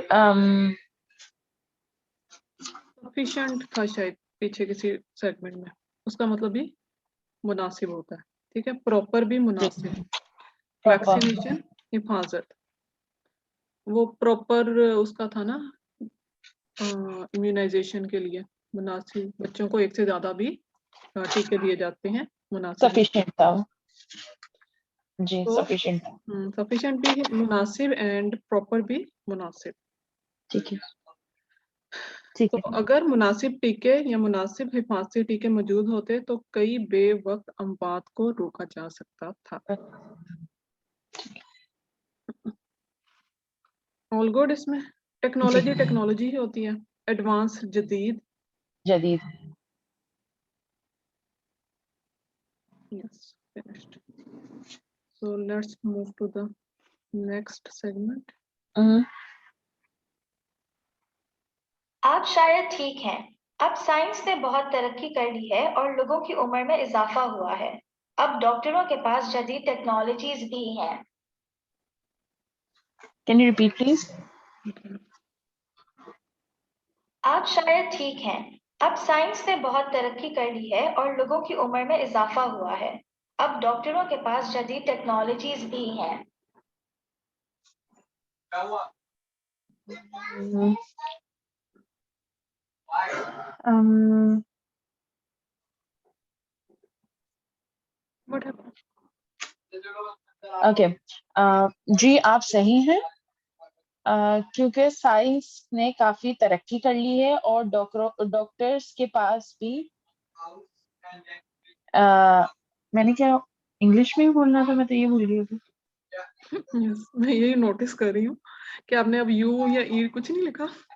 मैंने यू लिखा था मगर मुझे अभी ये ख्याल नहीं आया कि मैं किस में बोल रही हूँ। आपने मैंने ई यू लिखना था ना। नहीं ओह यस मैंने यू लिख दिया। हाँ देखें, दिस हैपेंस, यही मैं कह रही हूँ कि ये ऐसा होता है। मैंने आपके लिए सही एग्जांपल्स जी आपने मेरे लिए एग्जांपल सेट कर दिया। It is recorded now. पहले तो शायद कोई स्टूडेंट्स का ये तो कॉमन सेंस की बात है, किसको नहीं कॉमन पता सेंस चलता का तो होगा। होता नहीं उसमें, हाँ, बिल्कुल। तो ये नो दिमाग में गया और मैं शुरू हो गई हूँ तो जी ठीक है, तो ये होता है। और ये होता पहले भी मैं क्योंकि ऑब्वियसली पहले नहीं था मेरे पास रिकॉर्डिंग क्लासेस नहीं जी। थी, तो मैं हमेशा खुद भी कहती होती थी कि लोग नहीं बिलीव करते इस बात पे, स्टूडेंट्स मोस्टली, कि ये बड़ी कॉमन सेंस की बात है कि ऑफ कोर्स अगर कोई उर्दू बोल रहा है तो उसको इंग्लिश में ही इंटरप्रेट करना है। नहीं तो आई कोई बात नहीं, बिलीव हम उर्दू मेरे को साथ उर्दू में पहले भी, हम आसान उर्दू में इंटरप्रेट कर देते हैं, ठीक है। जी। शायद उसने बहुत मुश्किल उर्दू बोली है तो हम उसको आसान उर्दू में करते हैं। चलो You are right. Science has can you repeat it please? okay. आप शायद ठीक हैं। अब साइंस ने बहुत तरक्की कर ली है और लोगों की उम्र में इजाफा हुआ है। अब डॉक्टरों के पास जदीद टेक्नोलॉजीज भी हैं। You are right. Science has done great advancement, and also people has been increased in the age, and even doctors have advanced technology. Okay बस अभी आपने अपनी, अब देखें आपकी सारी इन्फॉर्मेशन ठीक है, फिर भी अगर आप अपनी खुद रिकॉर्डेड वॉइस सुनेंगे ना तो आपको लगेगा कि मैंने पॉजेस लेके बोला है, ठीक है। लेकिन वो आपकी ज्यादा प्रैक्टिस के साथ आपकी फ्लुएंसी इंक्रीज होती जाएगी। ठीक है, तो पीपल्स एज हैज इंक्रीज्ड, ठीक है, या पीपल हैव, कुछ आपने बोला have increased in their age, that's true also, के मीनिंग कन्वे हो गया है, ठीक है वो भी। और लोगों की उम्र में इजाफा हुआ है, people's age have increased and now doctors have all the advanced technologies. अच्छा बीच में एक था साइंस हैज वो साइंस ने भी तरक्की कर ली है। हाँ जी, आपने एडवांसमेंट का वर्ड बोला, that's perfectly right as well. Now science has made lot of progress, या science has made advancements, both are fine, correct है दोनों। तरक्की के ही मीनिंग है एडवांसमेंट भी और प्रोग्रेस भी, सक्सेस भी। सो आप शायद ठीक है, you are probably right. Now science has made lot of progress and people's age has been increased. Now doctors have all the advanced technologies. Okay, so this dialogue ends here. इसका आपने करना है interpret. Ji This dialogue ends here. ये मुकालमा यहाँ खत्म होता है। Very good. अच्छी मेमोरी आपकी। सही, तो काफी अच्छा किया आयशा आपने, बहुत प्रोग्रेस हो रही है। सिर्फ मतलब आप, मुझे पता है अभी हम आप फोकस करी होती हैं कि अच्छा ये सेंटेंस में ये वर्ड्स हैं, इनको मैंने इंटरप्रेट करना है, तो थोड़ी सी फ्लुएंसी कम है, ठीक है। इसको हमने परफेक्ट लेवल पे लेके आना। पॉजेस मेरे ज्यादा हो रहे हैं। पॉजेस ज्यादा है, ये वो वाले पॉजेस नहीं है मतलब जिसमें हम बहुत ज्यादा वो सोचने वाले, मतलब आपके पास सारी इंफॉर्मेशन होती है, आपको मीनिंग भी आते होते हैं, तो बस उनको ज्यादा फ्लुएंटली आपने बोलना होता है। सो ये मुकालमा खत्म हुआ यहाँ पे एंड आपने बहुत अच्छा किया, बहुत अच्छी प्रोग्रेस है आपकी। वोकेबलरी भी बहुत अच्छी आप लर्न करती हैं, I am happy for that. और अब नेक्स्ट वीक आप कह रही थी आप नहीं आ सकेंगी। जी नेक्स्ट संडे मैं नहीं होंगी सिडनी में, तो इसलिए मैं कहीं और होंगी। ऑलराइट, ओके, कोई प्रॉब्लम नहीं है। फिर भी एक पेज ही मैं आपको कह रही हूँ कि अगर आप कर सकें 1 मोर पेज विजिट, टाइम मिले तो नेक्स्ट भी कर लीजिएगा, लेकिन एक तो जरूरी आपने करना है। जी ठीक है, इसका मैं आपको हम डिस्कस कर लेते हैं इसकी वोकेबलरी वर्ड्स। थोड़े से इसमें डिजीजेस के नेम है। अगर आपको इसके अलावा भी कोई डिजीजेस आपको लगे, अब देखें कोरोना वायरस तो कोरोना वायरस ही है, कोई जी मतलब लगे ना आजकल कौन कौन सी डिजीजेस कॉमन है या किन के बच्चों में कौन सी हैं या इसके अलावा और कौन सी हो सकती हैं, अगर आप चाहें तो उसकी भी लिस्ट बना सकती हैं। ठीक है, तो ये भी कुछ हैं already in the vocabulary list. अगर आपको लगता है कि कुछ ये भी इम्पोर्टेंट है तो मैं इसको भी ऐड कर लेती हूँ। ठीक है, आप अप टू यू। लेकिन इन द एंड अगर कोई डिजीज नहीं आती है उसका नाम हमने वैसे ही यूज करना है। जी ओके, अब क्वेश्चन ये भी है कि अगर हेल्थ से रिलेटेड आ गया तो उसमें एक ही डायलॉग में, अगर पूरे डायलॉग में अगर 15 डिजीजेस के नेम हैं, ठीक है, अगर हम 15 के 15 डिजीजेस के नेम इंग्लिश में ही ले देंगे तो फिर हमारी वोकेबलरी पे मार्क्स पे वो करेंगे क्वेश्चन। ठीक है, वो डिडक्ट करेंगे। अगर हम उसमें से मैक्सिमम अगर हम कर लेते हैं 7 या 8 के भी हमें मीनिंग आते हैं और बाकी 5-6 के नहीं आते तो देन इट्स एक्सेप्टेबल, वो इतनी मार्क्स डिडक्शन नहीं होगी उसमें। ठीक है, फिर अब मेरा पॉइंट समझ रही है ना कि हमने क्यों ये इम्पोर्टेंट है। ये भी हो सकता है कि हम ना ही करें, कुछ हो सकता है 5-6 ही आ जाएं, तो 5-6 के भी मीनिंग आते होंगे तो वेल एंड गुड, हमें उसके मार्क्स अच्छे ही मिलेंगे। तो हमने हर लिहाज से अपने आप को प्रिपेयर करना है। ये स्टार्ट हो रहा है फ्रॉम गुड मॉर्निंग से। This page is good morning, सुबह बखैर, गुड आफ्टरनून दोपहर बखैर, एंड गुड नाइट इज शब बखैर। रिमाइंडर्स, ये देखें यहाँ पे वर्ड आ गया, याद दहानी खतूत, इम्यूनिटी हिफाजत, कोलरा हैजा। अच्छा, ये 3 बीमारियों के नाम हैं, अक्सर इकट्ठे यूज होते हैं। अगर आपने याद हो बचपन में पीटीवी के जो कमर्शियल्स चला करते थे ना, तो उनमें ये जी बीमारियों के नाम हमेशा इकट्ठे यूज होते थे, खन्नाक, काली खांसी और हैजा। याद है जी कुछ? जी उसमें एड्स आते थे तो उसमें बोलते थे। हाँ, ये मुझे लगता है मैं आपसे ज्यादा पुरानी हूँ ना, मेरे जमाने नहीं में मैं चलते थोड़ा थे। बहुत मुझे याद है। ओके, मेरे जमाने में ये एड्स चला करते थे तो उसमें खन्नाक, काली खांसी, तशन्नुज, तो इस तरह की बीमारियों के नाम होते थे, मुझे याद था। ओके, हैजा होता है कोलरा, खन्नाक होता है डिप्थीरिया, टेटनस तशन्नुज, वूपिंग कफ, काली खांसी। ठीक है, तो ये ऑफ कोर्स थोड़ा याद करना मुश्किल होगा और मेमोराइज करना, और एग्जाम में स्पेशली कि कौन सी बीमारी और कहाँ कहाँ पे कौन से यूज करने, तो आपने कुछ ना इनके एब्रीवेशंस, तशन्नुज ते से स्टार्ट होता है। तशन्नुज को अगर आप इंग्लिश में भी लिखेंगे तो टी से लिखेंगे। ठीक है, तो टी जी और टी टेटनस। तशन्नुज का आपने मतलब इस तरह के कुछ वर्ड्स आपने अपने रखने हैं, कीवर्ड्स के, किस तरह हम, अगर आप तशन्नुज आता है और आप डिप्थीरिया बोल देती हैं तो क्या फायदा हुआ उसको मेमोराइज करने का। ठीक है, तो कुछ ऐसे ना अपने वर्ड्स लिंक करके आपने मेमोराइज करना है। तशन्नुज तो टी से ही हमने कोई उसका मीनिंग बनता है, जो कि टेटनस है, तो वो हमने बोल लेते हैं। ओके, दस्तयाब अवेलेबल, वूपिंग कफ तो इजी है याद करना, काली जी खांसी। वो इजी है। हाँ। हिफाजती टीकों की अदम दस्तयाबी, लैक ऑफ इम्यूनाइजेशन या लैक ऑफ वैक्सीनेशन, एतराज ऑब्जेक्शन, फॉल्स और मिसलीडिंग इंफॉर्मेशन, इंफॉर्मेशन अगेन मालूमात, फॉल्स होता है गलत, ट्रू फॉल्स करते होते थे ना, सही या गलत, तो जी फॉल्स गलत, और मिसलीडिंग होता है गुमराह कुन, गलत या गुमराह कुन मालूमात। क्रिमिनल ऑफेंस, ऑफेंस जुर्म होता है, एंड क्रिमिनल कानूनी जुर्म। खाली जुर्म भी वर्ड अगर आप बोल देंगे इंटरप्रेट करते हुए, that is fine as well, but criminal offence कानूनी जुर्म। अंडर माइग्रेशन एक्ट, अब एक्ट के नेम भी आप अंडर माइग्रेशन एक्ट भी बोलेंगे, दैट इज फाइन। जैसे मैंने आपको बताया ना, डिपार्टमेंट के नेम, वीजा के नेम, एक्ट्स के नेम आप एज इट इज बोल सकती हैं। बट अगर अगर आपको याद आ गया तो सही है। ठीक है, वेल एंड गुड। अगर नहीं है तो फिर आप ऐसे ही बोल दें। तो माइग्रेशन होता है नकल मकानी, एक्ट होते हैं कानून। तो अंडर के तहत, तो ये जब हम उर्दू में अगर हम लिखें तो हम ऐसे लिखते होते हैं, नकल मकानी के कानून के तहत। आप तो इंग्लिश मीडियम में पढ़ी हैं, बट उर्दू में जैसे मोस्टली सोशल स्टडीज के में इस तरह के सेंटेंसेस इस तरह हम यूज करते थे। या अगर हमने और एक्ट्स किस में यूज हुए हैं, तो ये एक प्रॉपर वर्डिंग होती है उर्दू में। अगर हम इस तरह का अंडर माइग्रेशन एक्ट आ गया तो नकल मकानी के कानून के तहत। ओके, नेचर ऑफ वर्क, काम की नोयत, नेचर होता है नोयत।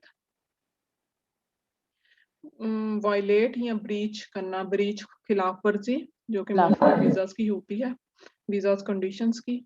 वीजे की शराइत की खिलाफ वर्जी करना, कंडीशंस होता है शराइत। ओके, अब कस्टम और एक होता है टैक्स। ठीक है, टैक्स होता है महसूल, टैक्स महसूल। और जो कस्टम होता है वो भी टैक्स ही होता है एक तरह का, लेकिन वो लगता है इंटरनेशनल जो चीजें आ जा रही होती हैं। ठीक है, तो हम कहेंगे दरामद और बरामद पर महसूल। ठीक है, लेकिन you can use the word custom as well. Okay, तो कस्टम को हम लोग महसूल भी कह सकते हैं। महसूल भी कह सकते हैं, लेकिन ठीक है, डिपेंड ऑन द कॉन्टेक्स्ट। हाँ कॉन्टेक्स्ट पे डिपेंड करता है, लेकिन you can use a word only महसूल एज वेल कस्टम। ठीक है, बट ये कौन सा टैक्स होता है, ये जो दरामदात और बरामदात पे जो चीजें आती हैं होती हैं उन पे लगता है। बट सिंपल टैक्स महसूल ही होता है, बट दैट इज ऑल्सो महसूल, you can use the only महसूल as well for custom. But आपको पता होना चाहिए ये दूसरे वाला कस्टम है, टैक्स है। ओके, एयरपोर्ट हवाई अड्डा। एंड रेलवे स्टेशन, रेल अड्डा। रेल अड्डा, रेलवे स्टेशन, हवाई अड्डा, जैसे बस अड्डा होता है। जी, बस अड्डा होता है बस। मुआयना, इंस्पेक्शन, सस्पिशियस, सस्पिशियस, मशकूक। ये दूसरा वर्ड क्या है? मुश्तबा। मुश्तबा, ये भी मशकूक ही होता है, शक हो जिसमें। मशकूक तो सुना है, मैं मुश्तबा नहीं यूज किया कभी। ये कभी आप उर्दू मीडियम में अगर आपने पढ़ा फिर आप ये वर्ड नहीं कहती, फिर हमने हाँ मैंने सुना। अच्छा नहीं, मशकूक तो बहुत दफा कहते हैं, मशकूक है वो तो आ गया। मुश्तबा भी सेम ही वर्ड है, मुश्तबा या मशकूक। ओके, अनयूजुअल, गैर मामूली। बोर्डिंग द प्लेन, जहाज में सवार होना। तो जहाज में सवार होने अगर उर्दू में यूज हो रहा है तो हमने एंटरिंग द प्लेन या इस तरह का कोई वर्ड नहीं यूज करना, हमने बोर्डिंग द प्लेन करना है। ठीक है, क्योंकि जहाज में दाखिल होना भी नहीं हो सकता, क्योंकि दाखिल होना एंट्रेंस होना, एंटर होना होता है। ओके, सो नेक्स्ट इज गैर कानूनी, इलीगल, सेटिस्फैक्शन, तसल्ली या इत्मीनान। टॉक्सिक मटेरियल, टॉक्सिक होता है जहरीला, मटेरियल मवाद, जहरीला मवाद। डिटेक्ट, सुराग लगाना। सीज होता है जब्त कर लेना या कब्जे में ले लेना। गुड। क्रिमिनल, जी मुजरिम है। ओके, फैमिली मेंबर्स, बड़ा ही सिंपल वर्ड लगता है लेकिन अक्सर नहीं इसका मीनिंग आता। जी। खानदान के अफराद या अच्छा, खानदान। एक और चीज निदा, यहाँ पर क्रिमिनल मुजरिम है, हम्म, और हमने क्रिमिनल ऑफेंस जो हमने किया था वो किया था कानूनी जुर्म। जुर्म, यस। तो अगर क्रिमिनल उधर है तो मतलब लाइक आई नो वो कोई ऑफ कोर्स मायने नहीं। कॉन्टेक्स्ट के लिहाज से बात हो रही होगी, जैसे हमने ये क्रिमिनल्स हैं तो हम क्या बोलेंगे, ये मुजरिम है, ये मुजरिम है या ये कानूनी मुजरिम है, ये भी बोल रहे हैं आप। जी। बट उसको क्या कॉम्प्लिकेट करना, ठीक है, सिंपल ही हम उसको रखते हैं। कोशिश करनी है हमने जितना सिंपल हो, क्योंकि मुश्किल वर्ड नहीं याद रहेंगे हमें। ठीक है, तो हमने चीजों को सिंपल रखना है। क्योंकि जब हम बोल रहे होते हैं ना तो हमारी कोशिश होती है सिंपल लैंग्वेज में, हम जब आम उर्दू में बात करते हैं तो हम कभी वो रिटर्न वाली लैंग्वेज हमारी नहीं होती है जब हम बोल रहे होते हैं, ठीक है। तो हमने कोशिश करना है कि हम जितना सिंपल रख सके इंफॉर्मेशन को उतना रखें, सिंपल सेंटेंसेस बनाएं। जैसे वो हम आज हमारा सबसे पहला सेगमेंट था, इंफॉर्मेशन थी लेकिन हमारा वो उर्दू में सेंटेंस बनाते हुए हमें थोड़ी मुश्किल हो रही थी, ठीक है। तो जितना इजीली जो सेंटेंस बन सके वो बनाए, उसको पॉज करके नेक्स्ट वाली इंफॉर्मेशन को अलग सेंटेंस बना दे। ओके, कार रजिस्ट्रेशन, ये आप रजिस्ट्रेशन का वर्ड भी यूज कर सकती हैं। गाड़ी के इंदराज होता है, वैसे गाड़ी के रजिस्ट्रेशन करा लें, गाड़ी का इंदराज करा लें। अच्छा, मैं क्यों कह रही हूँ ये रजिस्ट्रेशन का वर्ड भी आप यूज कर सकते हैं, क्योंकि वोकेबलरी वर्ड्स मोस्टली हमने वो वाले यूज करने हैं जिसमें बहुत कॉमनली भी, अगर फॉर एग्जांपल पाकिस्तान के किसी गांव से भी कोई उठ के आया है यहाँ पे ऑस्ट्रेलिया में, फॉर एग्जांपल किसी की मदर है, उसको इंटरप्रेट की जरूरत होगी ना, और उसको हम कहते हैं कि उसने हमेशा अपने उसमें वो सुना हुआ है कि मेरा बच्चा स्कूल जा रहा है, मेरा बच्चा स्कूल जा रहा है आज, और ये मेरा बच्चा क्लास में फर्स्ट आता है। यहाँ पे आगे हम उसको इंटरप्रेट करते हुए, आपका बच्चा मदरसे गया है कभी? स्कूल को हम क्या कहते हैं? स्कूल का मतलब होता है मदरसा। मदरसा कहेंगे, हाँ। वो क्या करेगी, वो समझेगी, वो कहेगी मेरा बच्चा कभी मदरसे नहीं गया, क्योंकि हमने वहां पे मदरसा इज समथिंग डिफरेंट और स्कूल इज समथिंग डिफरेंट, जी ठीक है। तो फिर हमारा स्कूल ये नहीं है कि हमारा स्कूल अब वोकैबुलरी वर्ड में आ गया, ठीक है। फिर जी हमने उसके साथ वो इंफॉर्मेशन यूज करनी है जो उसको, हमें पता है उसको समझ आएगी। अब उसको ठीक है। स्कूल की समझ आएगी, हमें पता है उसे हॉस्पिटल की भी समझ आएगी, उसे क्लास का भी पता होगा, ठीक है। मगर यहाँ पर अगर स्कूल को स्कूल ही कहेंगे तो वो तो गलत समझा जाएगा। गलत उसके पॉइंट मतलब डिडक्ट हो सकते हैं, मतलब उसके पॉइंट डिडक्ट कर सकता है, यहाँ क्योंकि पे अगर हम इसकी इंटरप्रेट करते जी हैं, जी नहीं, वो वोकैबुलरी वर्ड, अच्छा school is not vocabulary word, okay ठीक है। ओके स्कूल को हम मदरसा बोल देती हैं, ठीक है, लेकिन नहीं बोलती मदरसा तब भी ठीक है, ठीक है ठीक है। क्योंकि जी हमने ये चीज अपने उसमें रखनी है कि अगर हम इंटरप्रेट करते हुए कि ऐसा वर्ड जो उसको नहीं समझ आ रहा, अब गांव से ज्यादा तो लो नहीं है ना कोई जिसको जी और नहीं मतलब समझ आएगी इंग्लिश, उसको जी जब पता है स्कूल का मतलब क्या है तो हम स्कूल का वर्ड बोल सकते हैं, बोल सकते हैं, ठीक ठीक है।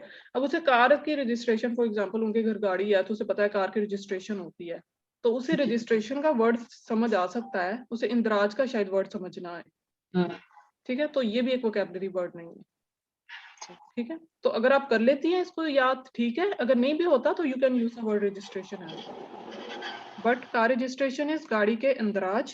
Garage safe safe and and sound sound, इसका मैंने क्यों लिखा हुआ है, क्योंकि मोस्टली ये वर्ड टुगेदर यूज होता है, ठीक है। तो हमें जी सेफ एंड साउंड दोनों के मीनिंग पता होना चाहिए, बखैरियत और महफूज।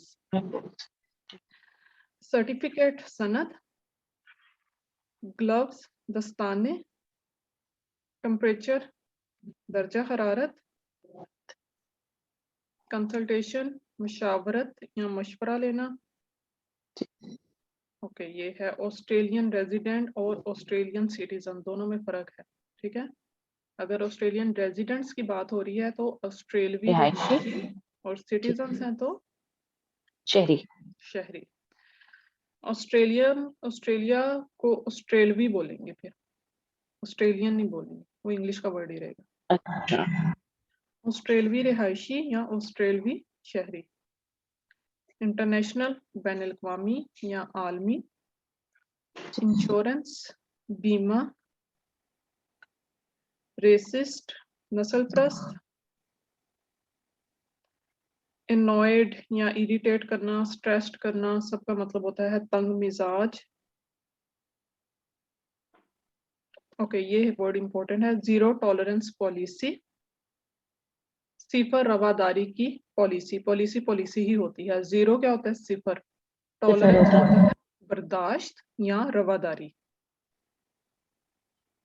अदम बर्दाश्त की पॉलिसी या सिफर रवादारी की पॉलिसी।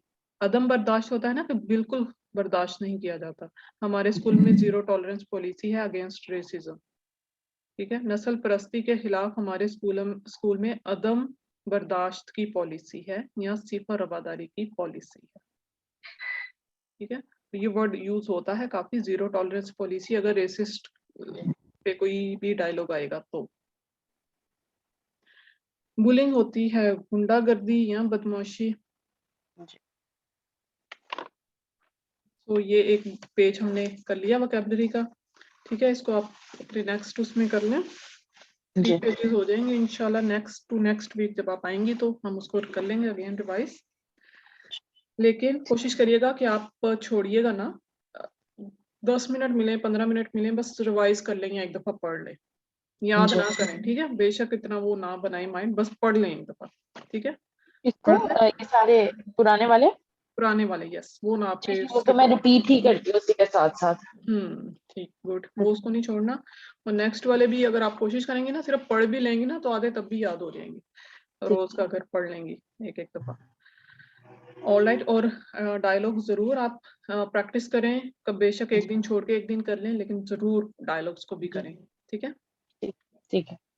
अगर और कोई क्वेश्चन है Ayesha, you can ask me, लेकिन again I forgot to mention this is a platform from CECA. CECA is not only providing these pre-NATI Urdu classes, बल्कि और भी lot of services which are provided from this platform free of cost, and these includes free student visa extension, cheapest professional year options, cheapest health covers for overseas students and visitors, free TR 485 visa application, free PT and NATI and IELTS classes, NATI of course in 4 languages, Hindi, Nepali, Punjabi and Urdu. और Canadian immigration के लिए if you want to assess your profile, yes, you can contact our professionals. अगर आपको अपना college या अपना course change करना है, you can contact us. कोई भी वीजा इमिग्रेशन से रिलेटेड कोई इशू है, कोई प्रॉब्लम है, you can discuss with our professionals. और ये services free of cost from CECA platform से प्रोवाइड की जा रही हैं। Okay Ayesha, any other question कोई आप भी? That's all, Nora. Thank you. Thank you बहुत so much for coming and joining me in the live session. I hope, I wish you all the best for your preparation, and yes, of course, I will see you inshallah next week. Thank you. All right, अपना अपने ख्याल, अपने साथ रहने वालों का सबका ख्याल रखिएगा, and see you next time. अल्लाह हाफिज।